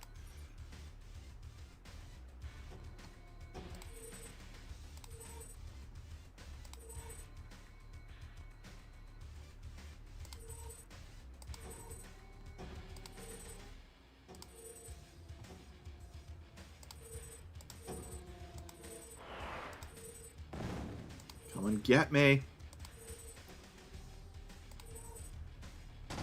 Whoop.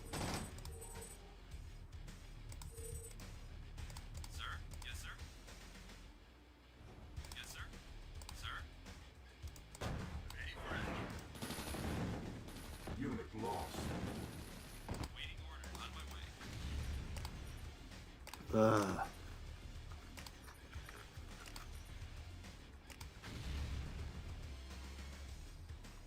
Sir, Comlink unit open. ready. Awaiting orders. On my way. Input directive. Unit ready. Yes, sir.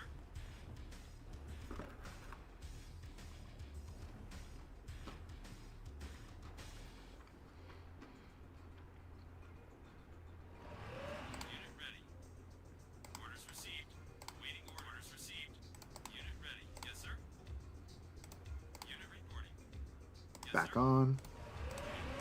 Unit ready. Back on. On my way. Ugh. Save scumming. Did I mention how much I don't like this mission? Waiting orders. Affirmative.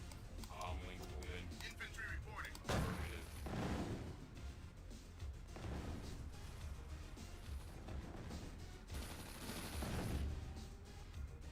Target acquired. Unit engaged. By your command.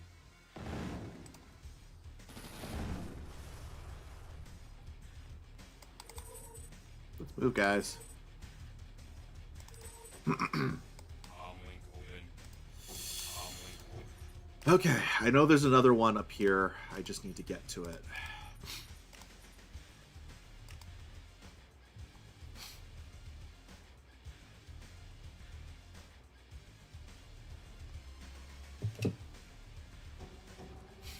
Okay, that one leaves up that way, so we need to...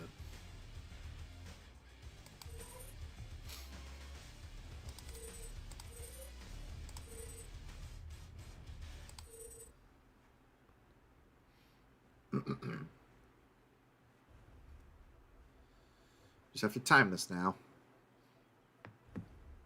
Ba-ba-ba. Oh, Little Lord Dropper hit 68 subs. Congratulations. Oh, shrimp. You're not coming this way, are you?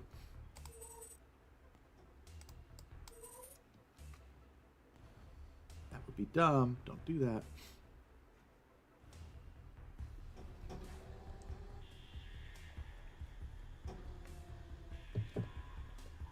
Okay, here we go. Capturing 6 power plants will shut down the Firestorm generator. I am familiar, Cabal.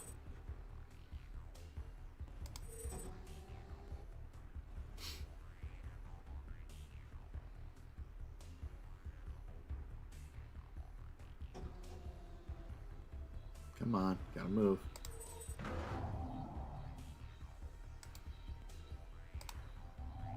There we go. We're in like the Flynn. We did it. Oh shoot, really? Infantry reporting. Reinforcements have arrived. Unit engaged. I'm taking heavy fire. Where's it going? Where's it going? Oop, refinery. Did we find it?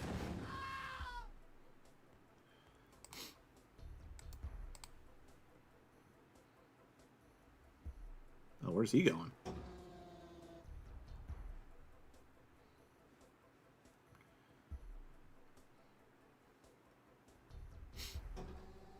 Come on.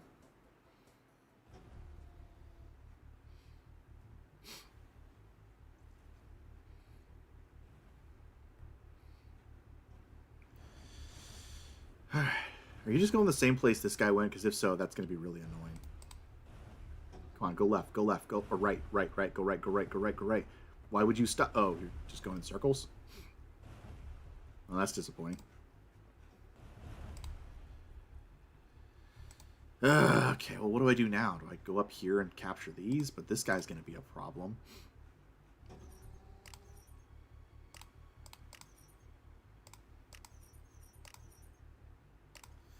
Just don't leave them where infantry will run past them, and they'll probably spot them as a result.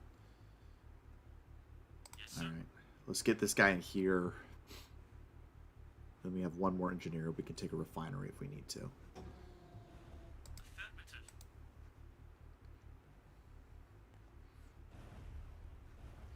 Where's the power plant? Oh, here's the power plant. Engineering. Affirmative. Oh, yeah, we need this. We need to get more engineers, or else we're hosed. Comlink No open. problem. Sir, yes, sir.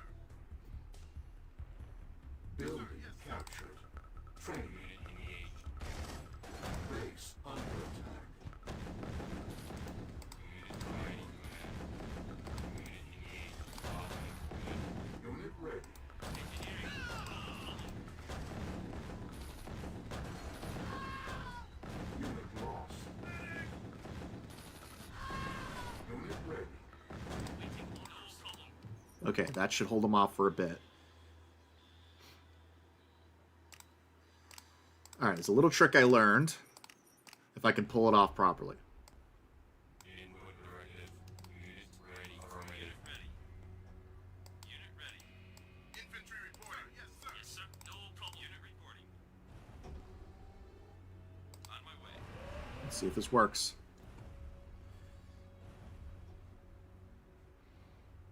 If we're close enough to it, I think it can attack us. Moving out.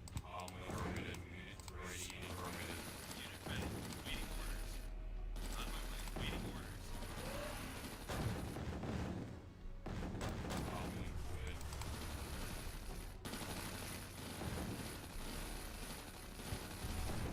Unit ready. On my way.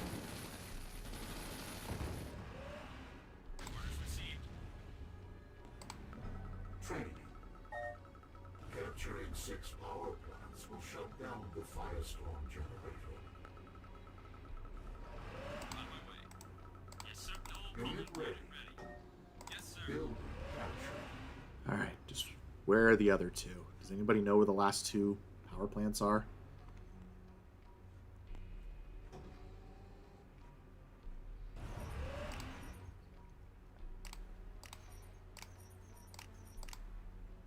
Unit ready. Unit reporting. Moving out. Unit ready. Yes, sir. Yes, sir. Waiting orders. Yes, sir. What was that up here? Orglusman said, this mission is like the first mission of the Russian campaign. Empire Earth, because the potato truck and Grigor Stonovich. I don't know that one. Unit ready. Scan initiated. Unit reporting. Scan initiated. Sir, on my way. Waiting orders. Sir. Sir. Yes, sir. Unit ready. Yeah, where's... There you are. Problem. Affirmative. Okay, good. I was hoping it wouldn't make this guy get attacked. Alright, let's go get the refinery, and then we'll look for the rest. The ones in the north are in 2 sections, 1 on a little ridge island, and 2 without needing to cross a guard bridge.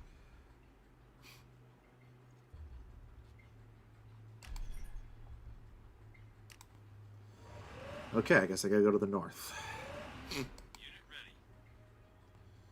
Alright, let's go up this way. Unit reporting. Sir.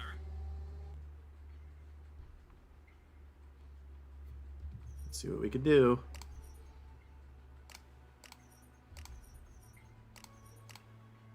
Orders received. I love how they kind of just... Yeah, we'll put pavement over some of this. On my way. Yes, sir. On my way. Yes, What? sir. It does? Moving out. Yes, yes, sir. Ah! That was bad timing. Yes, How about sir. over here? Let's try this. On I my just don't want my APC to get attacked. Moving out. Yes, sir. Engineering, no problem. Awaiting orders. Ready for action, no problem.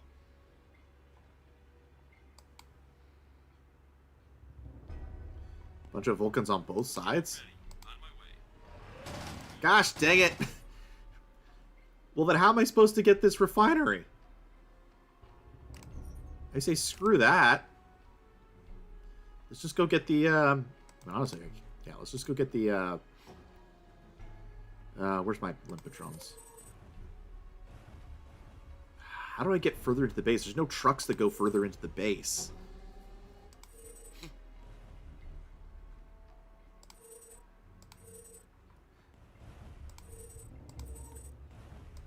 Okay, what? Why? Why?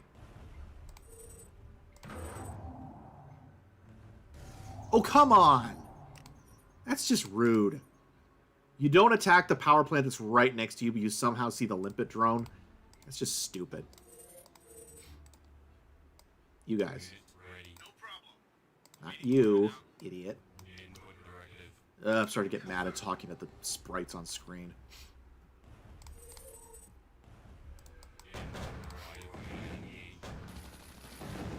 That's what you get for not minding your own business. Let that be a lesson, everyone. Don't be a busybody. Make yourself busy doing actually productive things. Or at the very least, cosmically neutral things. But don't be a busybody. Stay out of people's business. Some conversations are only meant to happen between trusted friends. Ah! Unit lost. Where am I supposed to go?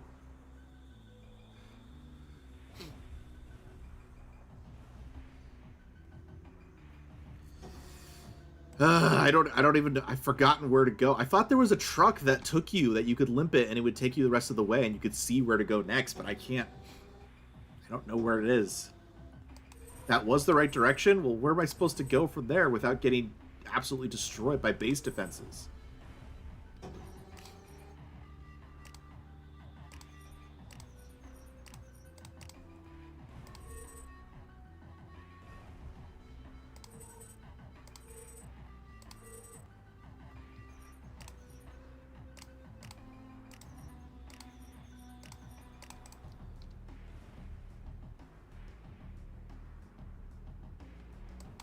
They got one. We'll take him over. Thanks, Septagus. Yes, sir. They're dangerous. Cyborgs can tank most damage if you concentrate them. Alright, we're getting some progress.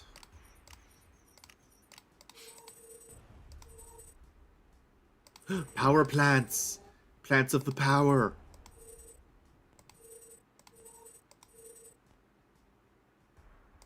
How did you not spot me? Alright, cool. Waiting orders. Sir. Yes, sir. Waiting orders. Unit ready. Orders received. Yes, sir. Waiting orders. Yes, sir. No problem. Unit reporting. Input directive. Scan initiated. Affirmative. Unit reporting. Sir. Sir. Sir. Sir. Okay, we're good.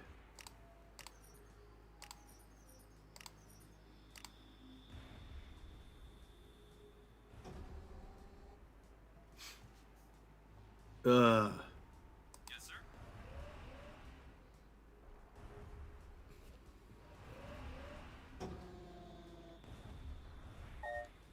Capturing 6 power plants will shut down the Firestorm generator.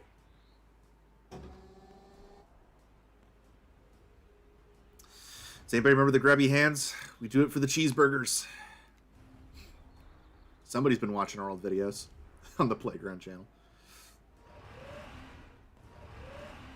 Sir. Yes, sir. Sir. Yes, sir.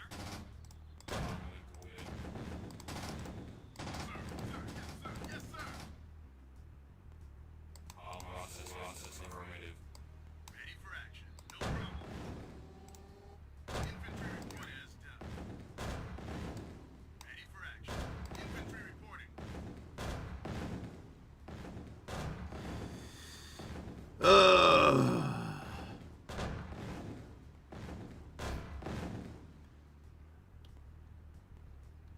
sir. Infantry reporting.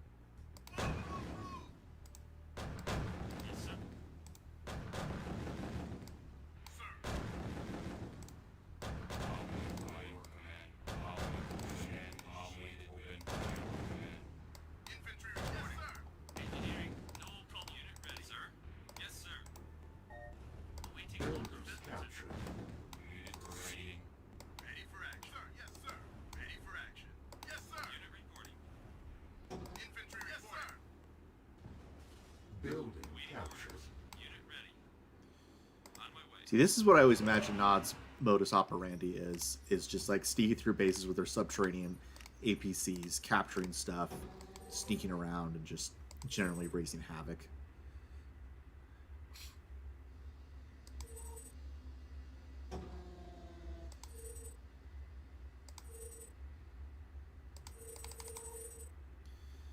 Alright, I still have no idea how to get up there, though, without dying.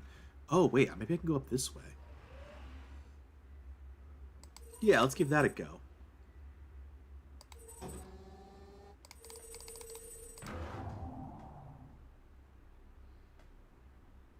You guys aren't going to attack my power plants, are you?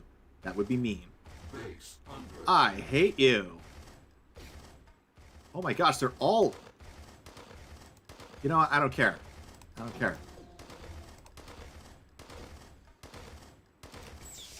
structure sold.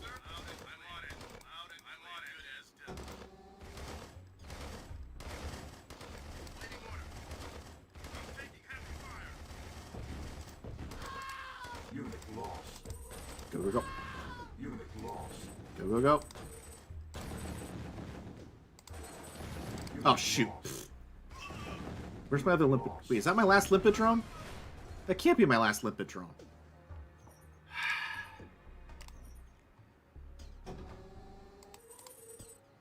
Okay, just go. Just go.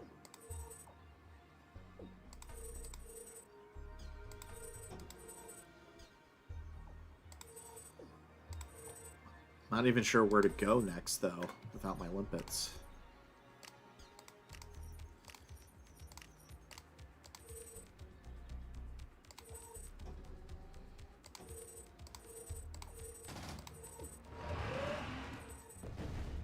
Unit lost. Ah, there's the glitch, guys. You know, I'm pretty sure... I'm almost certain that I've seen that look blue before.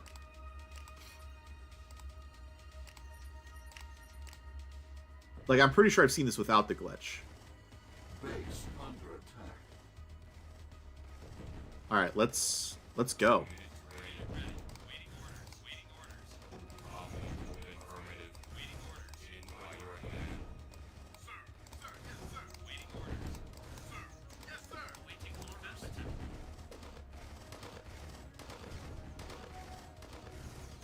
Alright, let's go get him.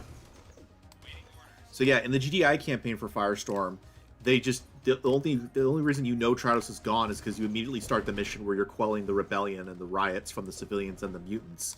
Because the mutants are ticked that GDI couldn't protect Trados. And they're like, Trados is dead. You're like, what? Trados is dead?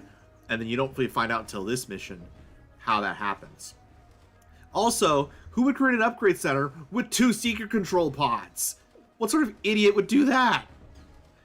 Reinforcements have arrived.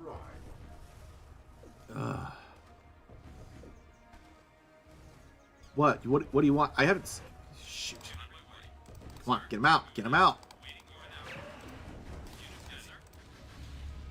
Input directive. Uplink within. Unit lost. Ready. By your command. Just finish it. Engaged. Input directive. Affirmative. Sorry, Trados. Mission accomplished. Here we go, everyone. Good grief. Alright, we'll at least start the next mission. I'd like to get about halfway through the campaign on this one. I really want to start playing Tempest Rising. Okay. Luke Danger. Huh, I thought the MSAs would have detected you to have left Trados. Maybe taking out the power took out the comms too? Maybe. Revolter Ocelot. It's not a glitch, it's a third type of Tiberian that wasn't fully implemented for him. Yeah, I thought for sure it's blue most of the times I played that mission. I think that might be the first time I've ever seen it look orange. What other RTS games do I play? Good question, Orglusman. The other RTS love of my life has to be Age of Empires. I've been playing since the very first Age of Empires. And my absolute favorite of the series is Age of Empires 3 and Age of Mythology. Those two are my absolute favorite because I love that time period of that kind of musket, frontier, new world sort of time period. I think that's fantastic. I love Age of Empires 3. But I also love Age of Mythology because I've always loved mythology, especially Greek mythology. So that's probably my answer there. I still haven't played through the StarCraft games. I started, but I didn't finish. Yeah, I might do that on stream someday. Ottoman cannons for the win. Yeah, you get it. All right, Snow Old. Oh, shut up, Aussie. Just because you were born after the... you were born... I'm trying to think of what was made. Yeah, just because you were born after the release of Shrek doesn't give you any reason to to criticize me. All right, let's get started. I'm gonna mute the mic again. You were not given the authority to reactivate Cabal, Slavic. Without Kane here, And who informed you I reactivated Cabal? you ordered the assassination of Tratos without consulting the Inner Circle. I That- gave no such order. And the Tacitus Slavic. Do you deny that as well? The Tacitus is here! Again, I gave no such order. I gave the orders. You, Cabal. Why? The Tacitus is necessary. The extermination of Tratos was necessary. Cabal. You serve Nod. I am Nod! Cabal, you serve... Communications are not at optimal conditions due to increased ion particle activity within the lower atmosphere. Mutants have stolen the Tacitus from me. I require its return. Recover the Tacitus from the mutants. I will not be denied. Retrieval of the Tacitus is paramount to me, and to the survival of the Brotherhood. You must use all means at your disposal to recover the device. Reinforcements have arrived. Oh, we finally get a base, everyone. Oh, that's wonderful.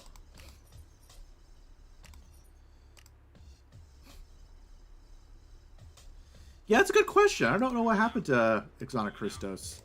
She was such a big part of the Nod campaign in the original game, and then she kind of just disappears. Locate the mutant outpost. On my way. On my way. I know that was probably because of, you know, budget and all that, but still. Sir. Yes, sir. Reports a heavy concentration of Tiberium War in the area. Yes, sir.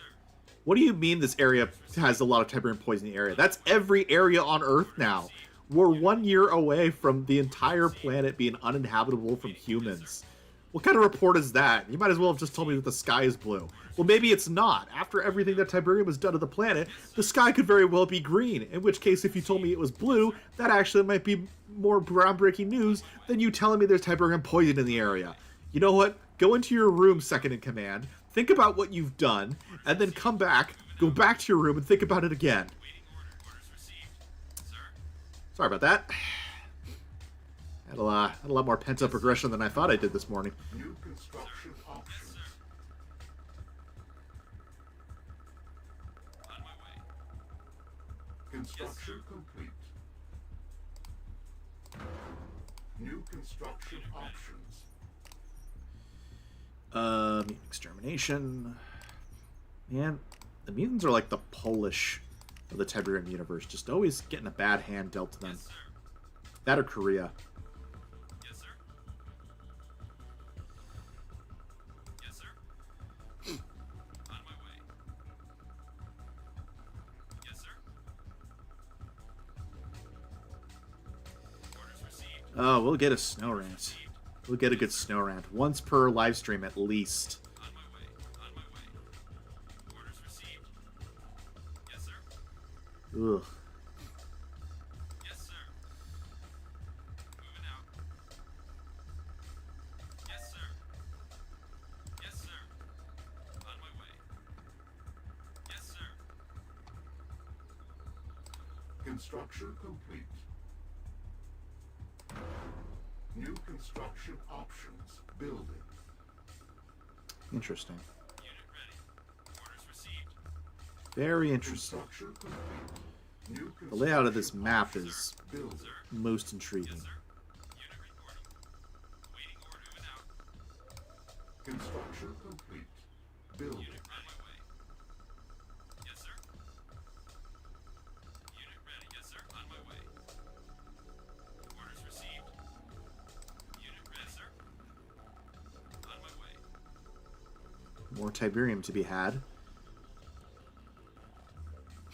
Sir. Yes, sir. On my way.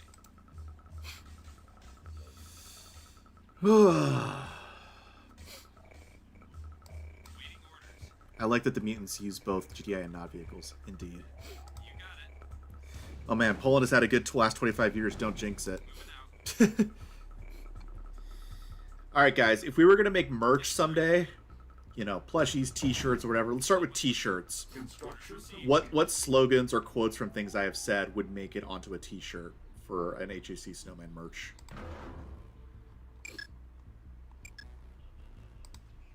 building. Sir, orders received. On my way. Yes, sir. What sort of t-shirt with a quote from me would you immediately be like, oh yeah, I'm buying that? Waiting orders. Yes, sir. We got Alicia Earl saying, what the shrimp? Classic. On my way. Yeah, I agree, Oraclism. I would love an Aztec DLC for Asian mythology. Yes, sir. Little Lore Jumper Fudge. Azura, Silos. Moving out. Snow done is a requirement. Have I said snow done? Construction complete. New construction options. Building. Training. Building. Orders received.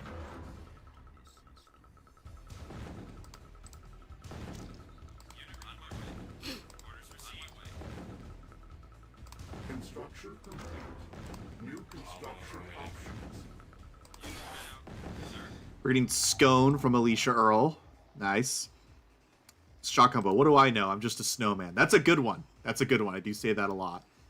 Waiting I orders. say that when I'm scared of being attacked for my opinions. Yes, sir. Yes, sir. What the Shrimp from Trevin Lane. Classic, classic. Silos needed. Luke Danger, go to your room, think about what you've done, then go back to your room and think about it again. Yeah, recent. That's a good one. Unit ready. Stop stealing silos. Alicia Earl, I don't have enough fingers for that. When did I say that? I said that during a Let's Play, didn't I? When did I say that? Construction complete. It sounds so familiar. I know I've said that. I just don't remember why I said that. Building. Oh, that was during one of the Super Challenge Bros videos, wasn't it? I was doing a voice. Like, I don't have enough fingers for that. Oh, it's Gaming Santa, right? Didn't Gaming Santa say that? Super Challenge Bros. Nah, just for the render of your snowman with his eyes closed. Such a vibe for being done with everything. Oh, fair enough. I need more. I forgot to build more refineries. Chase Baker, this is GDI household. I will not hear of your nod nonsense. Oh yeah, or the classic. In this house, we support GDI. I think that would be my #1 most popular shirt.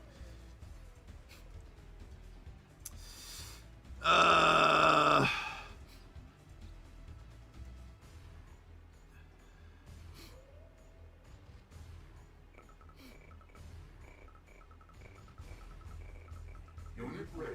Among Us. Harvesters need. Unit ready. Did you ever play the Dune game, Snowman? I did not. I recently went back and played the DOS version of the original Dune 2, just to see what it was like. It also for my video on RTS Needs Its Own Bioshock.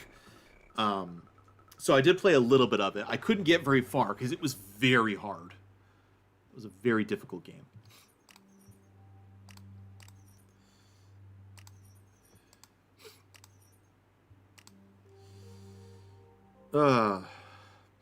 Alicia, I could talk about your endorsement of crack.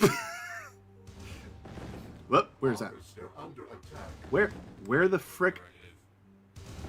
Oh my! Can you go? There's clearly something up there. Insufficient. I think that's a mammoth. I think that's a classic mammoth.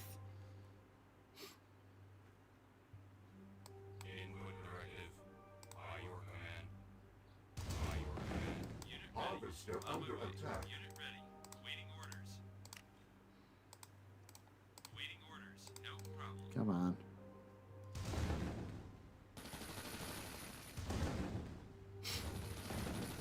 Hey, Frostburn. Wait, what? No, wait, hold up. Hold the phone. Stop, everybody stop the presses. What do you mean they just dropped an Aztec DLC? No, you mean they shadow dropped it? Yeah, everybody hold the phone. We might be switching to Age of Mythology. Hang on.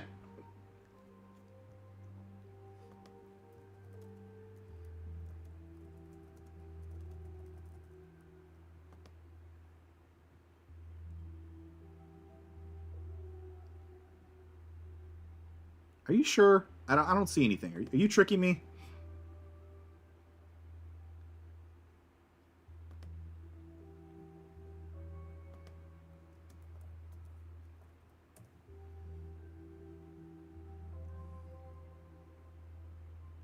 I see mods. I don't see any trailers for this.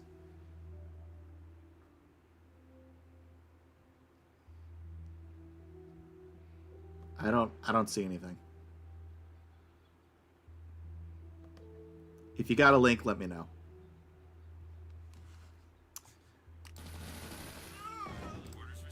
I love that they built like a model for the Mammoth X66 original Mark 1 for this game so that the mutants could use it. I wish they used more of like the actual old stuff. Like it would be great if like the mutants were made up of nothing but old Tiberian Dawn tech from both sides. I feel like that would be super cool. Like they had the building models, clearly. But I know they wanted to make the Forgotten into a full faction and just never could, which kind of stinks.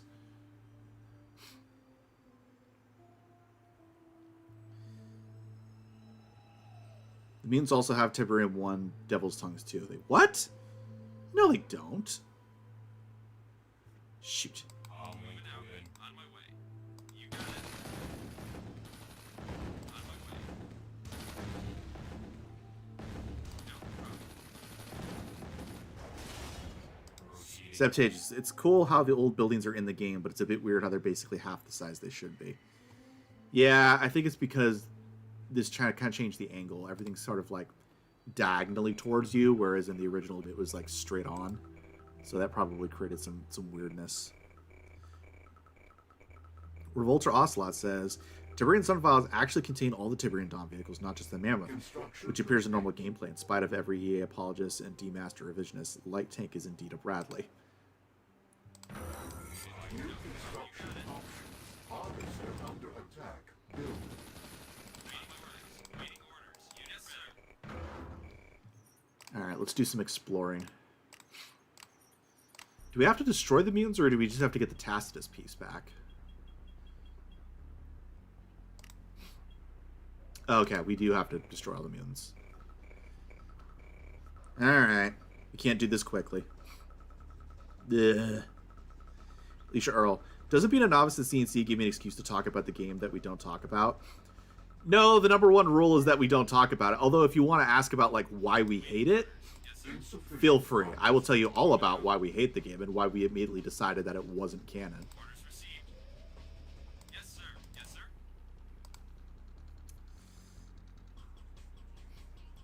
sir. Frostburn, if Forgotten were legit full faction, what would their super weapon should be? I don't know. My first gut instinct is something Tiberium based, but the Forgotten still want to be cured. They're not like Nod. They don't want to spread it wantonly. So I don't think their super weapon would be Tiberium based. It would be something else. I'm just not sure what. Luke Danger. It's not Nod without some mutant genocide. I think that's what I really liked about Nod and Tiberian Sun and Dawn. No matter how cool they were presented, they were never shy about showing you just how evil Nod actually was, and that they would callously commit atrocities to get ahead, you know? I thought that was a really cool aspect about just how honest they were. Like, yeah, they're villains. On my way. Moving out. And they don't care. Received. Moving out. Orders received. Orders received. Oh, I made it past. Moving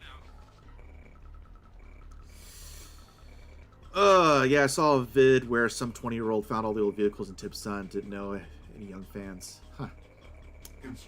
Aussie says, however, I will clarify that I do enjoy playing that game. It's fun as a game, not as a CNC game. I might get slaughtered chat for that. No, I don't think that's kind of an opinion I think a lot of people share. Okay, you guys look here.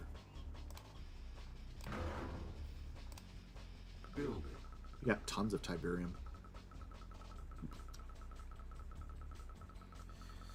Why do I hate it? Same reason most everyone hates it.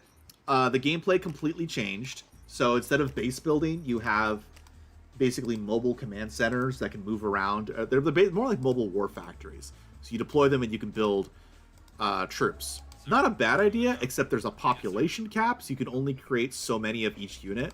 And the balance is real wonky. Like, yes, tanks are best against armored targets, but you have enough of them, they can still do decent against infantry. You have a bunch of anti-infantry cyborgs. Yeah, they're best against infantry, but you amass enough of them, they can still hold their own against, you know, armored targets. Not in CNC4. The anti-infantry thing is only good against infantry. The anti-armor thing is only against armor. The laser things are only good against heavy units. Like, there's no strategy. Ah, why can it see me? Well, that's unfortunate. Like, and then the story, which just felt rushed. It was very poorly told and had a very unsatisfying ending. So the combination of gameplay, the radical departure from the style of gameplay it was before, the terrible balance, the population cap, the weird counter units that there were for everything, instead of being able to mass like your favorite unit all at once, and then the story, all together were so terrible that pretty much everyone decided immediately, this is not canon, we're not accepting this as canon, and we're just all going to collectively pretend like it doesn't exist. Which is kind of incredible, because you look at even what happens with Star Wars, and I think it's become more and more okay to not like Episode 8 and like the sequels. But there still is a substantial amount of people that are like, no, I like the sequels for what they were trying something new, they subverted expectations, you know, all that crap. But like, there's still somewhat of a division. There's still a minority that likes the sequels. This was uniform. There is no one who wants to accept CNC4 as a valid canon Command and Conquer. It's kind of inspiring almost, just how unified the community was. It brings a tear to the eye.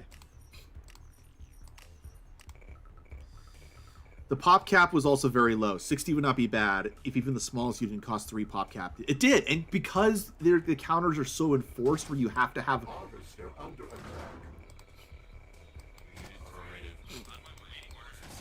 where you have to have, like, a counter unit for every single type of thing, you can only build, like, 1 or 2 of every unit. You can't build a bunch... Like, the Mastodon and the Titans are my favorite units. I can't just spam a bunch of those, because then they'll get torn apart by laser units and anti-armor units. So I have to... And then my army is just not built of what I actually want to build. Alicia. C. I enjoy reactions. Feeds my ego. So talking about the game that does not exist has me rolling every time. I believe since I haven't played them, I can be more generous towards the game. Yeah. I did like the Kane monologue. I found you on Mod Huts Reliving Caves. Oh, absolutely, Zeptages. That's why I keep putting it in my videos.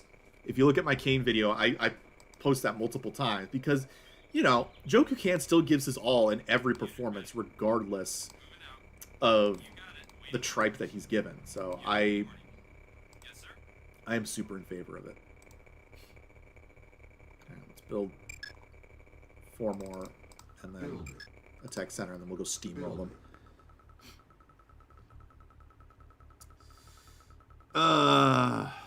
Yeah, Mark Kallenix.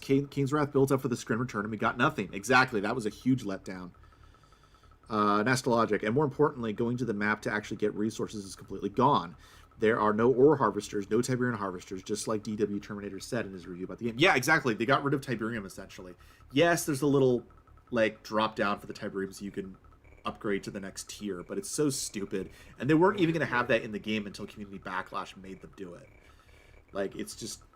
And it's not the developers' fault, because it's the same developers who made CNC3, which, as much as I have my problems with CNC3, I still overall accept that as canon. I still love that game for its own reasons, and I still feel like a lot of passion was put behind that game. CNC4, I think, was completely rushed by the higher-ups, and that team, that poor team, basically all got fired afterwards for making a game they didn't want to make and never wanted to have as a mainline entry in the series. It's so tragic, but it happens all the freaking time. And it feels like it's happening even more often these days in the gaming industry. A genre died because of this game. I wouldn't necessarily say CNC4 killed RTS. It was already kind of on its way out, but it was the punctuation mark to everything that the developers, and especially the higher-ups, were doing wrong with RTS at the time. I know. I don't really have anywhere to go after this. My normal commitments on Saturday was canceled this week, so I can stay a little. I still want to end around 1:30, but I'm gonna go maybe a little longer. If you guys have any questions about the documentary, feel free to ask. Ugh.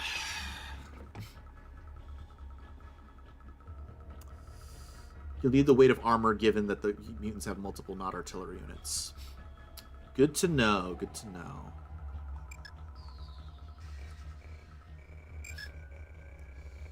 Alright. We have a lot of infantry, so let's go tick tanks and cyborgs. That's going to be the ticket.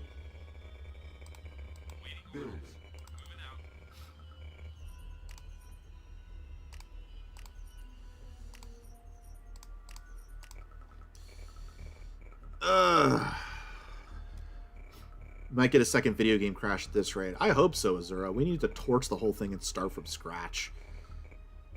Shimia, wasn't it supposed to be a mobile game that was transformed by EA mid-development? It was supposed to be like a kind of an esports game made solely for the Chinese market, and EA made them turn it into a full-fledged game. That's why I don't blame EA LA for that game. I blame the EA higher-ups. Super Challenge just wanted to make sure you weren't being horrendously late to something. I appreciate that, Aussie. Septages. Didn't the Battlefield team have a lot of layoffs recently despite the newest game being hit? Yes, 100%. 100%. So, I don't know if you guys heard, Battlefield 6 did incredibly well. Sold 20 million copies. Beat out Call of Duty, which, to be fair, pretty easy to do this year with the abomination that was Black Ops 7. But they did amazingly well. And what is their reward? EA fired pretty much almost the entire team. Left a skeleton crew to keep the thing going. If you can't even make a 20 million selling copy game and beat out the other biggest FPS franchise for that year, and your job still isn't secure, who is going to want to work in that industry in the AAA space? Like, I can't imagine being those guys right now and having to move or go somewhere else to find work with their families, because that's the thing. If you get fired from your job at a major studio, that's your whole life. That's the school your kids are at, their church or community or friends or whatever. That's just all gone. Like, that is awful for the developers. So, yeah, thank you for reminding me of that, Septages. Alicia Earl, all right, how far along with the visuals were the Rogue? We're just kind of getting started. I was trying to learn Blender, and that was taking a while, and then he was telling me that there's a lot you can do with GIMP and just making that work, and he said he would be a lot more involved in helping with that. So I'm going to go in that direction. I'm still going to use Blender for certain things, but I think it'll go a lot quicker if we just use his amazing skills with GIMP, and he helps teach me how to use that. So unfortunately, I'm still very much in the conceptual stages for that, because there's a lot of IRL stuff going on. Hopefully that'll be over this week, and then everything will be A-okay. But, yeah.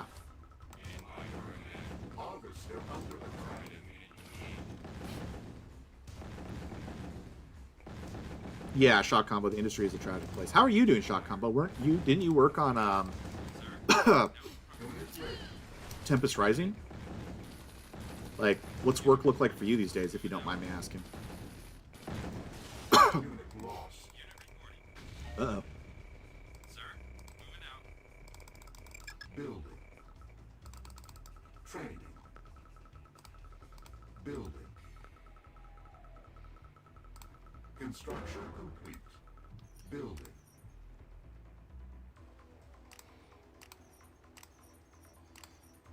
Rip COD and BF franchise, my childhood discredit. Yeah, I was a huge... I didn't play a lot of Battlefield growing up, but... Oh, wow. I was a huge Call of Duty fan, and it's... I feel like Don Corleone. Look how they massacred my boy.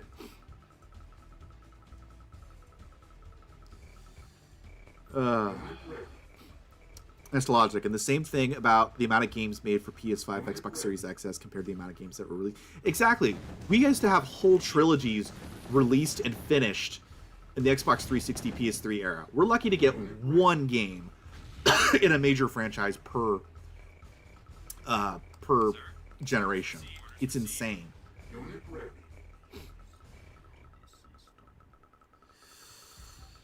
Ugh. That's why I only play indie and old games. I'm replaying UFO Aftermath, Mark Kalinix. Yeah, I mean, look at me. I'm playing Tiberian Sun. I still play the old. I recently went back and played through all of the Medal of Honor Allied Assault games. They're currently posting that on my other channel. Like, I just cannot fathom, like, why I would want to play a lesser version of a game that cost me an arm and a leg to play. Unit ready. Building. Building. Oh, here you guys are.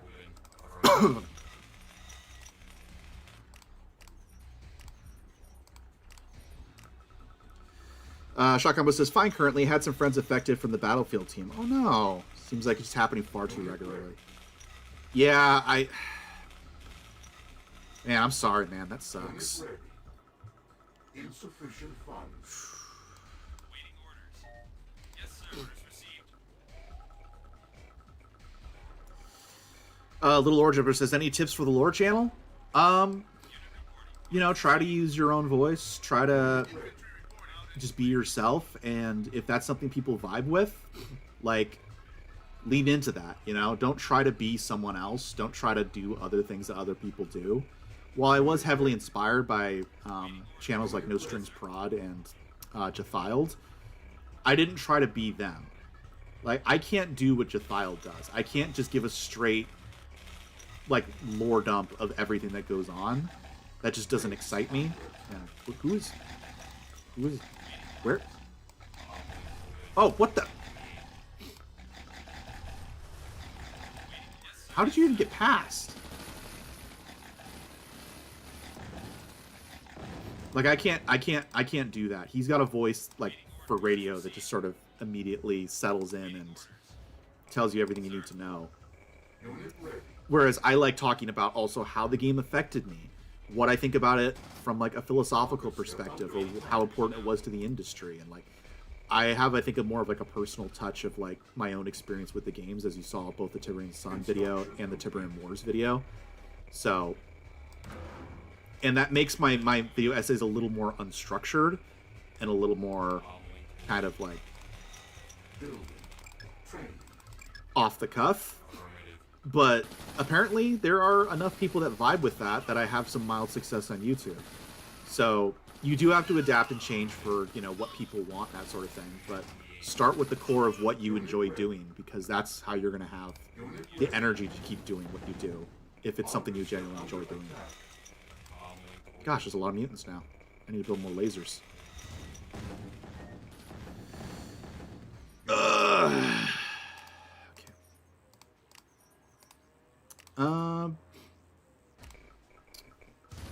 It's interesting how you pronounce Jethiled. What? How is it supposed to be pronounced? Somebody phonetically spell it out. Azura says, why I want to make a survival horror game so bad. The OG Resident Evil trilogy goes so hard. Yeah, I would love to make a game. After I'm done with the documentary, I think I'm going to take a break from the channel and just work with Aussie and Rogue to, like, make that video game we've been wanting to make.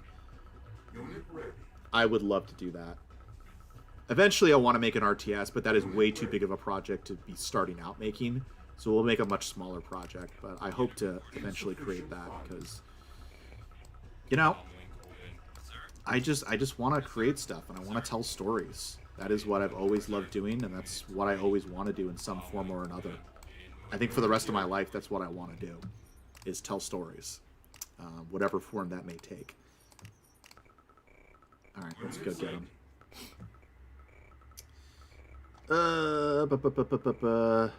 Jethiled? Jethiled? I don't... Jethiled. Huh. I guess. Lieutenant, since you're using tanks, you'll probably want to go north since the western part is covered by a vein hole. Okay. Sounds good. Septagus. Jethiled is so extremely detail-oriented, it can be a bit excruciating to watch, honestly. I love that kind of stuff. I love just getting endless detail about something that I love and just getting totally in the weeds with things like that.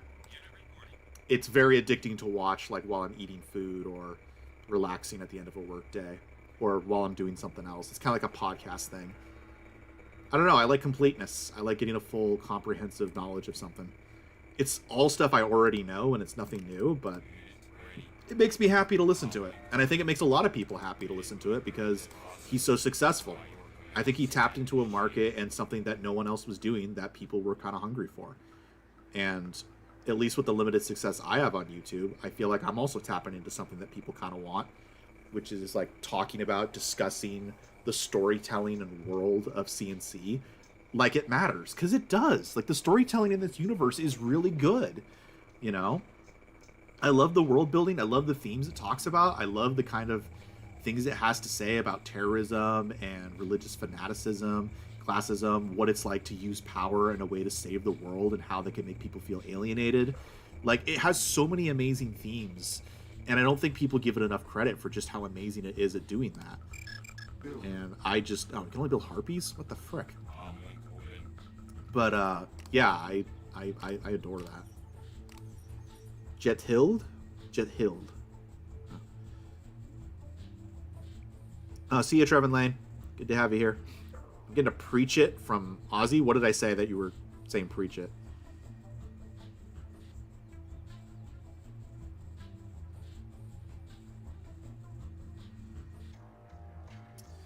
Alicia Earl says, the video game, are you able to give a glimpse about it? It's only in the conceptual stages. We've written a lot of notes about it and talked a lot about the mechanics and the story.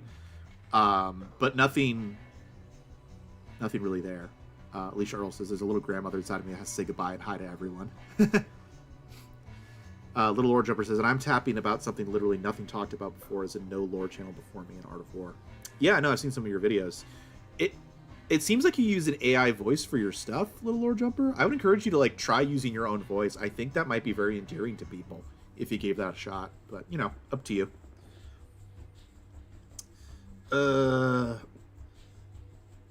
Aussie, you were talking about telling stories for the test of your life, for the rest of your life. You know the dream. It will happen one day. Yeah, well, I'm going to do it. I don't know what form it will take, but one way or another, that's what I'm doing for the rest of my life. Not necessarily as a job or a career, but it is something I'm going to keep doing. Build. Unit lost.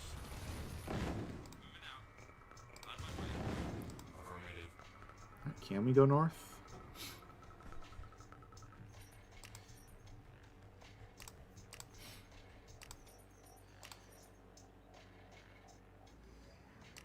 Little Lore Jumper, I phased back into my voice. Oh, that's good. Yeah, I think you'll find a lot of success with that. People like people being authentic. Even if it's scuffed and it's like not super professional, I think people just like authenticity. And I hope I come across that way. I try to be as authentic as I can be. I think anything on this channel where I'm not 100% authentic has more to do with me protecting my privacy and trying not to, like, have a sort of weird parasocial relationship with people. Because that stuff kind of weirds me out. But aside from that, I think for the most part, I try to be as authentic as I can be. And I think people vibe with that. Ah, good grief. Unit lost. Unit lost. Alright, keep moving on. And let's just keep building more Tick Tanks and Cyborgs. Building. Training.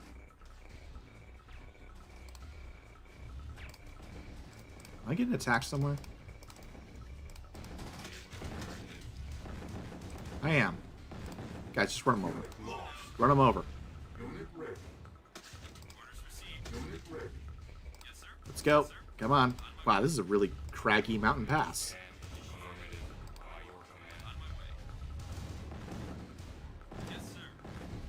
Unit ready. Unit lost. Unit ready. Unit lost. Officer under attack.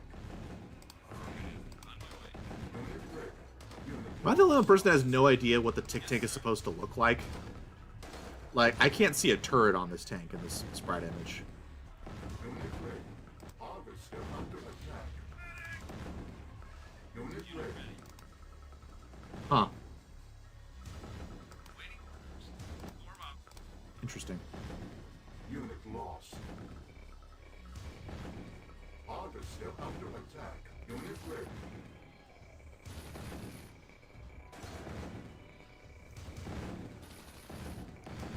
Jello 6. Huh, I don't know what that is.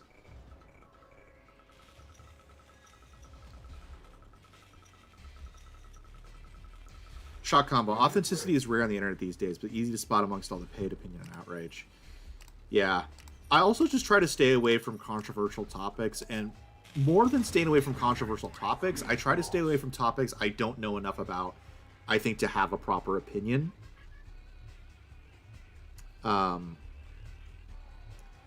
Because, like, there's a lot of topics that, like, I may be passionate about, but I have to be honest with myself and be like, I actually don't know enough about this, I think.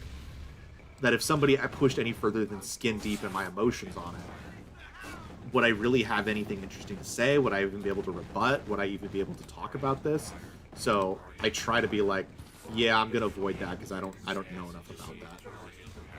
Unit lost.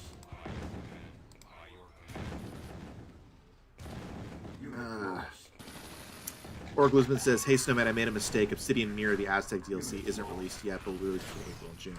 I'll have to look into that. Unit lost.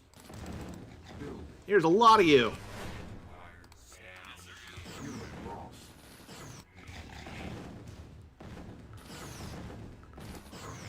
Shock combo. Yeah, I wish the Tic Tac had a different design. I like the idea. It comes from the transforming APC idea from Aliens, I think. But, just weirdly implemented.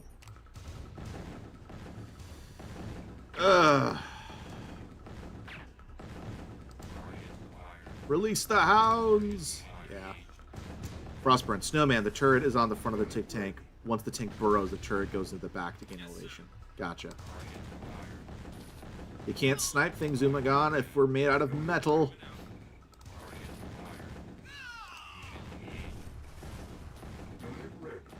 Yeah, hope you're doing alright, Alicia. Hang in there, we still need you. Little Lord Jumpers. What about editing on a lore channel? Well, that's a big topic. Anything specific you're asking about? What kind of software do you use to do your editing? Shock combo. Lamau, did I just hear some mutants say release the hounds? Yes! Yes, they did. Not the liquor store. Astrologic. Exactly, Frostburn. I've actually played a little bit of it. Garbage intro to game. Disgraceful. Loot Danger. Funnily enough, the Avenger from the game that Champy named is basically a Tic Tac, except it doesn't point to the turret, which probably makes it easier to produce. Probably. I think my favorite Nod tank is still the light tank from Tiberian Dawn. I think it's the only time Nod has been able to nail, like, a good tank. Which is kind of funny, because it's like, I think Nod consistently making ugly, terrible tanks is kind of now consistent in the lore.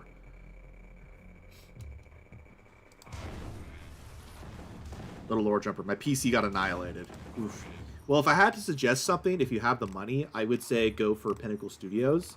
Because unlike Adobe After Effects, it's not subscription-based. You buy it once, you're done. And if they create new versions, you can upgrade at a discount. Because once you're in the system, they very much are very loyal to you as a customer. And Pinnacle can do almost everything and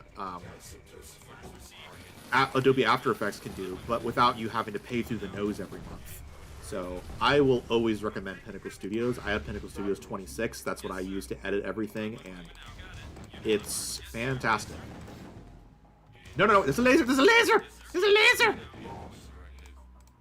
Turn around! Do a U-turn! You passed your driving test! Okay, you know what? Just stick around here until I destroy the rest of the mutant stuff. You are terrible. You are a terrible driver. Good grief.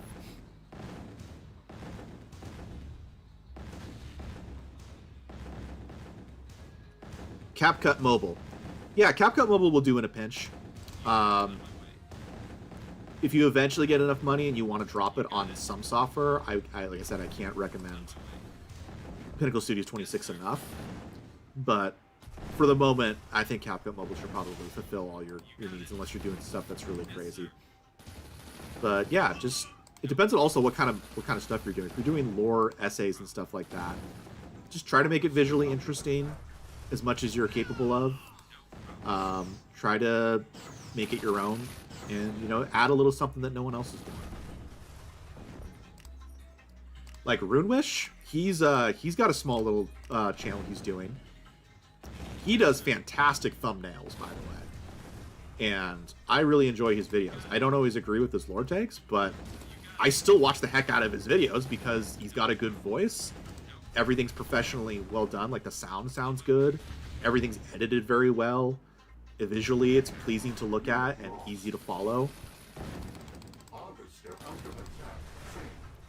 And especially in the CNC space, there's not a lot of competition for like other lore guys. Like even No Strings Prod doesn't really, I don't know where he is now, but he's not really posting anymore. It's really just Jathild and then a few smaller CNC YouTubers like Roomwish, me, and a few others, which is kind of interesting. So like, and that's the other thing, is if you can find a franchise with a loyal fan base that will eat up whatever you make, that definitely helps too. Because I was making some stuff before, like on Assassin's Creed 3. Nobody really cared, but you go to CNC and people are a lot more forgiving of your growing pains and figuring stuff out. Because they're just starving for CNC content, which I appreciate. And hopefully I have gotten better and I have the opportunity to get better.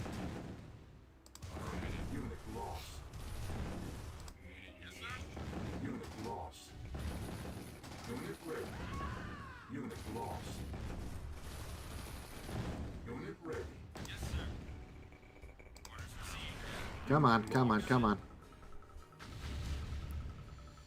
I think the lore education, basically like the Templin Institute does.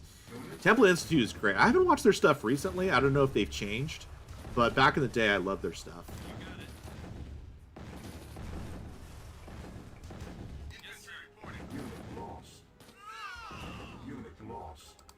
Yeah. Oh, yeah, Svender Plank Zaid. Zaid is a little different. He doesn't necessarily do lore stuff. He more talks about it from an out-of-universe perspective. I still love his videos. He's fantastic. But he's not a CNC lore tuber as far as I'm aware. But he's still great. Svender Plank is also great. I need to watch more of his stuff. Because my favorite thing that he brought to the community was his theory that the CNC 3 bad ending, where you drop the liquid Tiberian bomb, is what leads to CNC 4. And therefore, the canon GDI ending, where you do the right thing, is what leads to the proper ending. I love that theory. Fantastic. I know he's got more CNC stuff up there. I just haven't checked it all out yet. But you're right. I forgot about Svender Plank. He's another fantastic lore YouTuber. Like, he doesn't just do CNC. He does a lot of other stuff, too, from what I remember. All right, let's get you over here.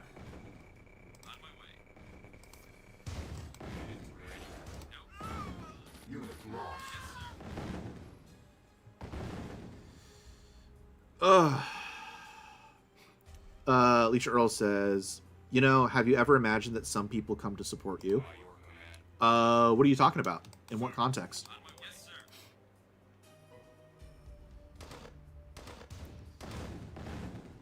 Zura, Snowman, this is very helpful advice, thank you. Yeah, no problem. Always feel free to ask for advice here on the live streams. Speaking of no driver's license, who drives a mobile repair vehicle and thinks they should be first in line against a laser turret? I know, right? It's like, for Kane! Like, no, get in the back. But isn't that like every medic or healer and every hero shooter in every like co-op game ever? It's like, no, you're the healer, stay back! But they want to be the hero. So, sorry. Let's see, what else we got? Oh, let's kill you. Revolt or Ocelot. No Strings was too busy rewriting CNC 3 story for Tempest Rising, literally. I don't know. I haven't played Tempest Rising yet. I know there's some people that have some problems with that game from a storytelling perspective. I'm holding off my opinion until I actually play the game. All I've been doing is playing like a ton of skirmish, mostly as the GDF. And, you know, is it groundbreaking? No. Is it the closest CNC-like RTS I've played in a long time? Is it a game that actually advertises inspired by CNC and actually plays like CNC instead of being a bait and switch, 100% yes. And in this environment, that's kind of all I want, I would like it if the story is also something as affecting as CNC was for me, especially the Tiberium universe. But we'll see. Maybe it will be. Maybe I'll find it that way. I know a lot of people don't necessarily vibe with the story, but we'll see. We'll see. But also, it's kind of their first major effort in this space, so I kind of want to cut them some slack. If they do like the gameplay, which so far I really like, and that's like 75% good, and then the story doesn't quite measure up, it's like, who cares? Like, that's a fantastic first effort. Hopefully you'll do even better for your next product. Fine witches are advice on talking about projects. Well, yeah, I know you're trying to do like live streaming or like YouTube stuff, so like if you just want to ask about like editing stuff on these live streams, feel free. If I see your stuff or I have the time, like I'll answer. Frostburn says, you're the best, Snow. Remember that. Aw, thanks. You guys are great, too. Alicia Earl says, well, you said that switching from I Forgot the Game to CNC has people actually wanting to watch. But I was saying some watch you because they want to support you. Oh, yeah. Yeah, I mean, as much as people who don't know me in person can care, it seems like you guys are very caring individuals. I appreciate that. And I'm glad we can all kind of go through our childhood together. Because it's really CNC that's bringing us together. It's not so much me. Let's see. Oh, hey, Warhawk Rambo. Welcome back. Little Lore Jumper. I can get background footage easily. My editing improves my video, and I have encyclopedic knowledge about the topics. I have the credentials. I just suck at voice acting. My mic is just my phone. Yeah, for now, like, do what you got to do with what you have. Eventually, like, I would suggest investing in, like, a decent mic. I got, like, the Blue Yeti microphone. That's about $100, and a pop filter, which is, like, $10. And that more than suits my needs. But, yeah, start out with whatever it is you have. And you can get better at voice acting. You can get better at doing stuff. I would say watch a lot of video essays from other people, a lot of lore stuff. See what it is they do. Look at their cadence, what makes them honestly, go to Roomwish's channel. That's the best advice I can give you. Go to Roomwish's channel. He's in the chat right now. And just watch a video or two of his. He did one on the Elite Cadre, and then I think he did one on, I think the Soviet ending leading to Tiberian Dawn.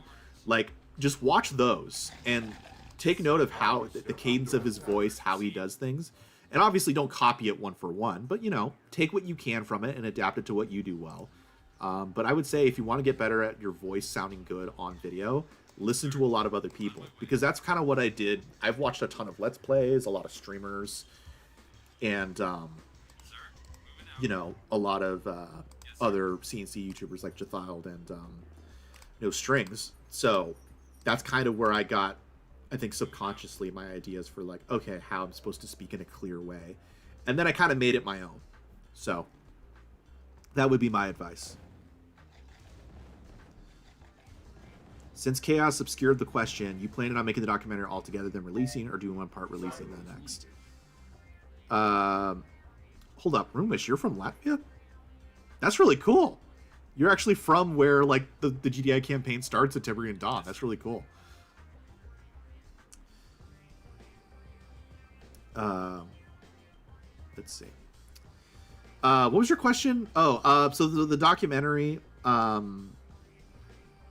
is essentially going to be, I'm going to be working on the first third of it, pretty much almost to its entirety. Full editing, full everything, finish the entirety of it.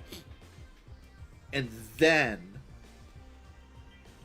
once I've done that, Tacitus is safely in harm.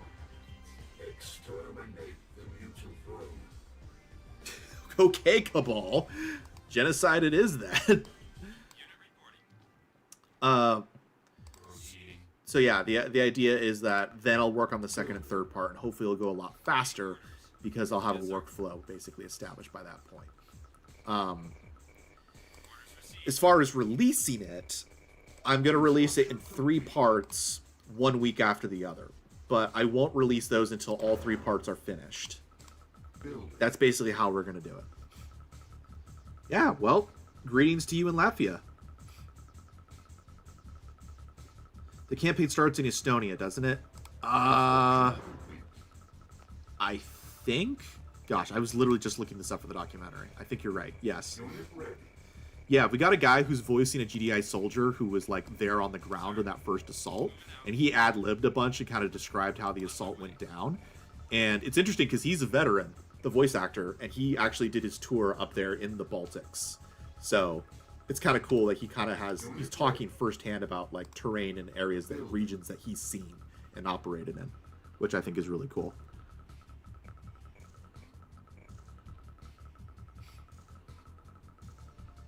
Construction complete.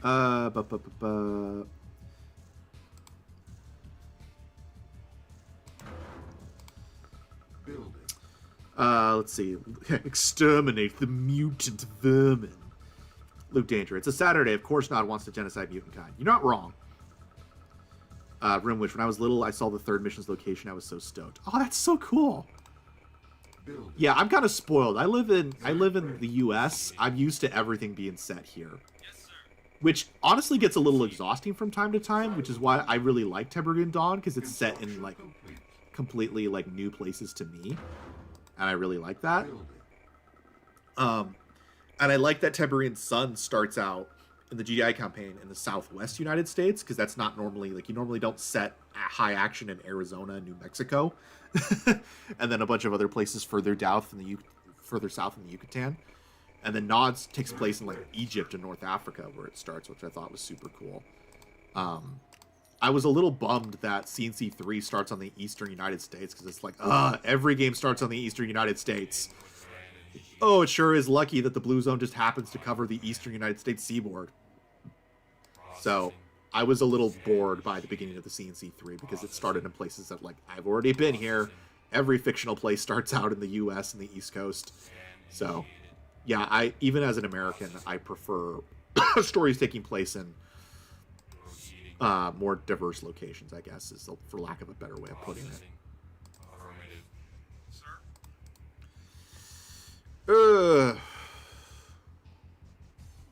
Astrologic Snowman, hopefully you get to answer this question that I said. Oh, I don't remember.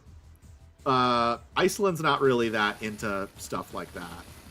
But I'm usually the one pushing for us to actually do something on Valentine's Day. She's not really a dates person as far as like, oh, this is a special day. So, but I take care of her. I let her know that I love her, and she feels appreciated. I'm always checking on her. We talk almost every day on the phone.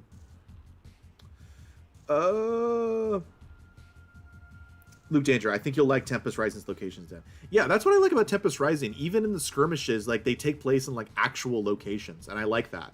It makes it feel like a real world. I feel like the only games that really felt like real places was, like, Red Alert 2.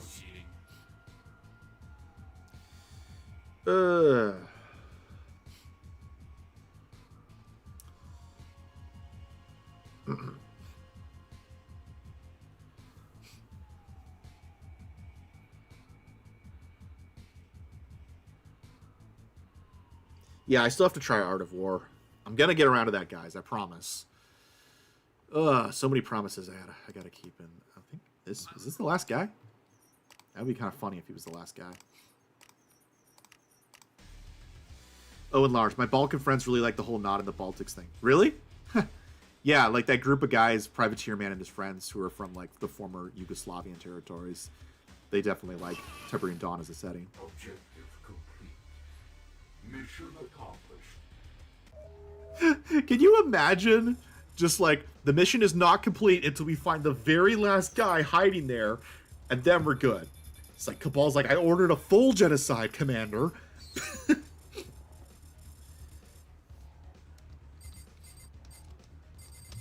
Alright, we'll start the cutscene for this next one, and then I think we'll maybe do some questions, and then we'll end the stream.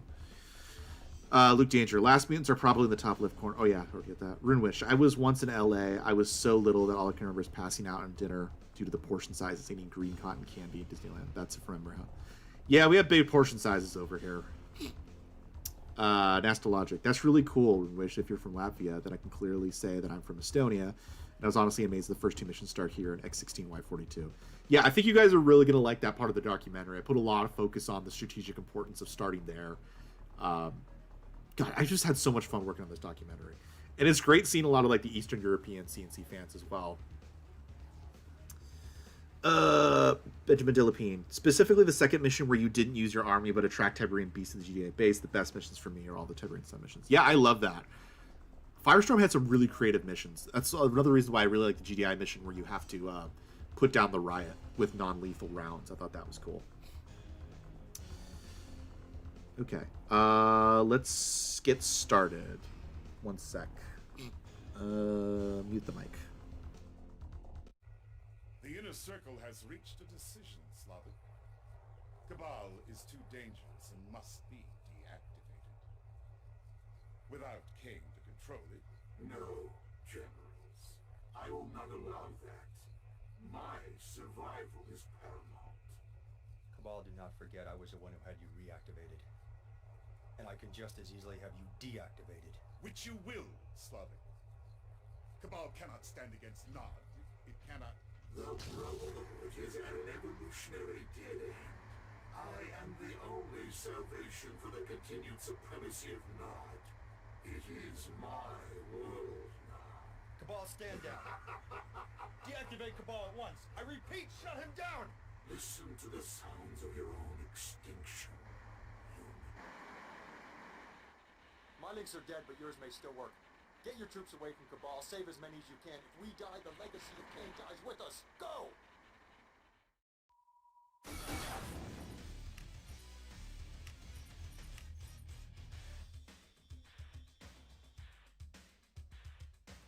Sorry, forgot to unmute the mic.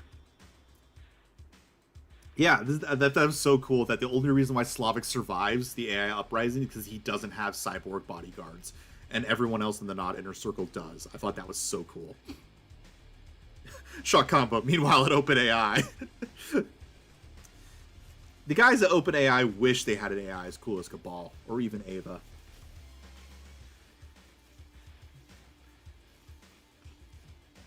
Nod. Oh no, the consequences of our own actions. I wonder how much time Cabal just sits around and brainstorms one-liners. I know, right? All right. Real quick before we end, any other questions about the documentary? Right now, like I said, I'm just waiting on getting the last few bits from our voice actors, working on visuals with Aussie. Sorry, not Aussie. Rogue and Zypher, and a few others. And hopefully, by the time this month is over, I will have all that finished and we can start the second phase. So anybody out there who are voice actors, you'll be getting more stuff soon. But yeah, it's going good. It's going good, and I hope that we get that all done. All right, see you, little lore jumper.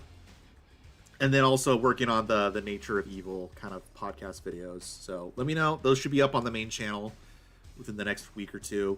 Let me know if that's something you like. I'm only going to do 4 episodes of that, or 5. And once that mini-series is done, if you guys like what you see there, maybe I'll do a full podcast or do another channel where I post just that. But for now, it's kind of just an experiment, because I like experimenting with stuff. So we'll see how that goes.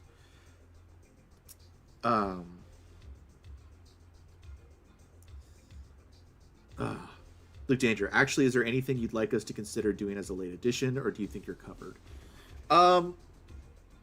I think everything is done as far as like material. I've kind of looked through everything I need. I've already given requests to people that I want to write more. I think at this point we're pretty much done.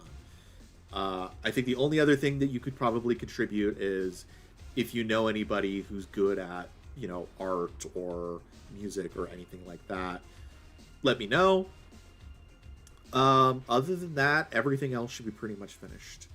As far as I have all the pieces, I just need to put them together. Alicia says, do you have a timeline for the documentary? Well, best laid plans of Squids and Men, but I am hoping to get everything done for the first phase this month, maybe spilling into April. But I hope to get the scripts out for the second phase by April, and then hopefully around May get the third one out. I'm targeting can't speak today. I'm targeting the documentary's release for summer of this year. That is the target for the final thing to be finished.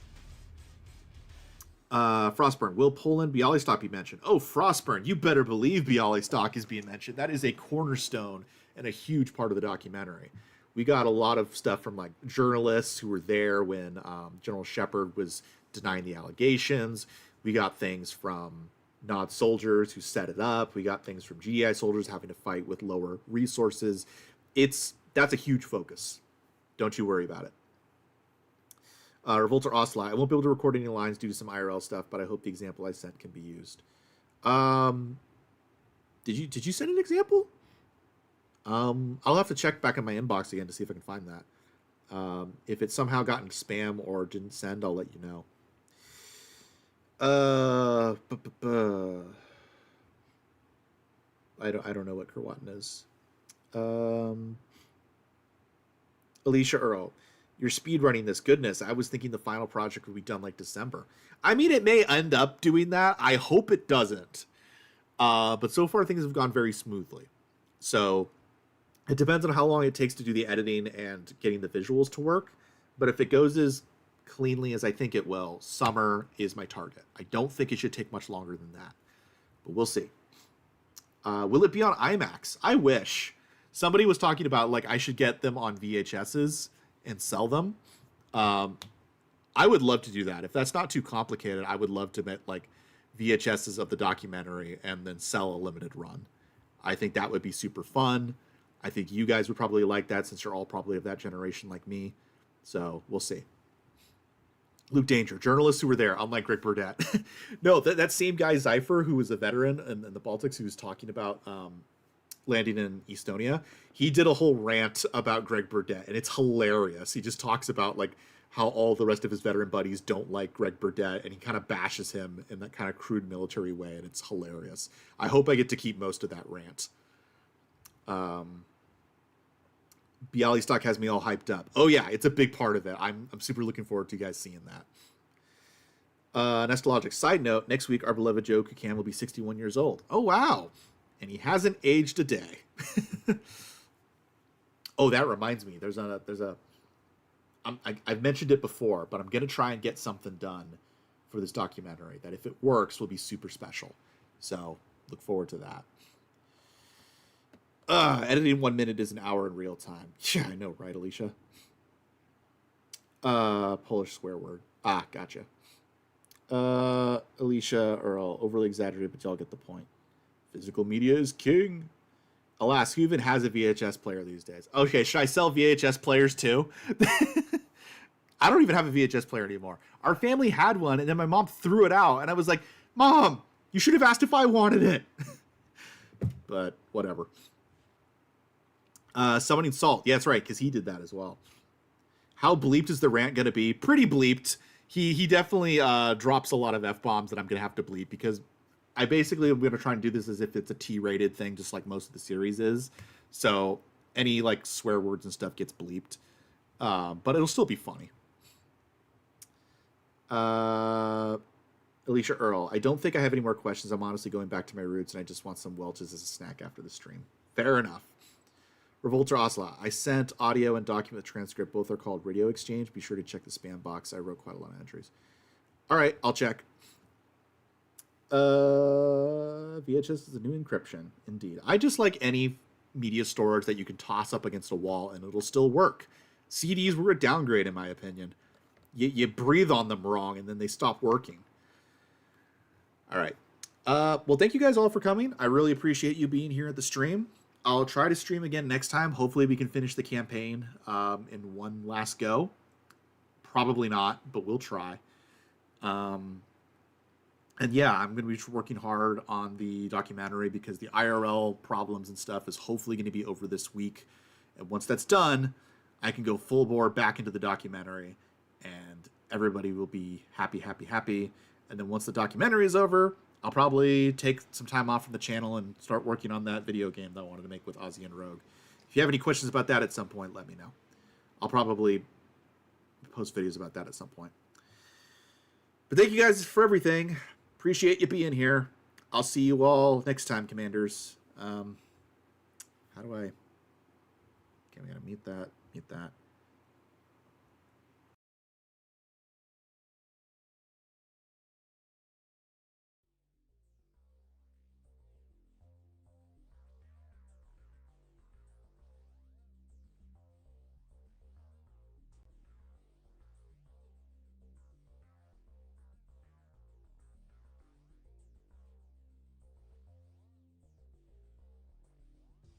Thank you.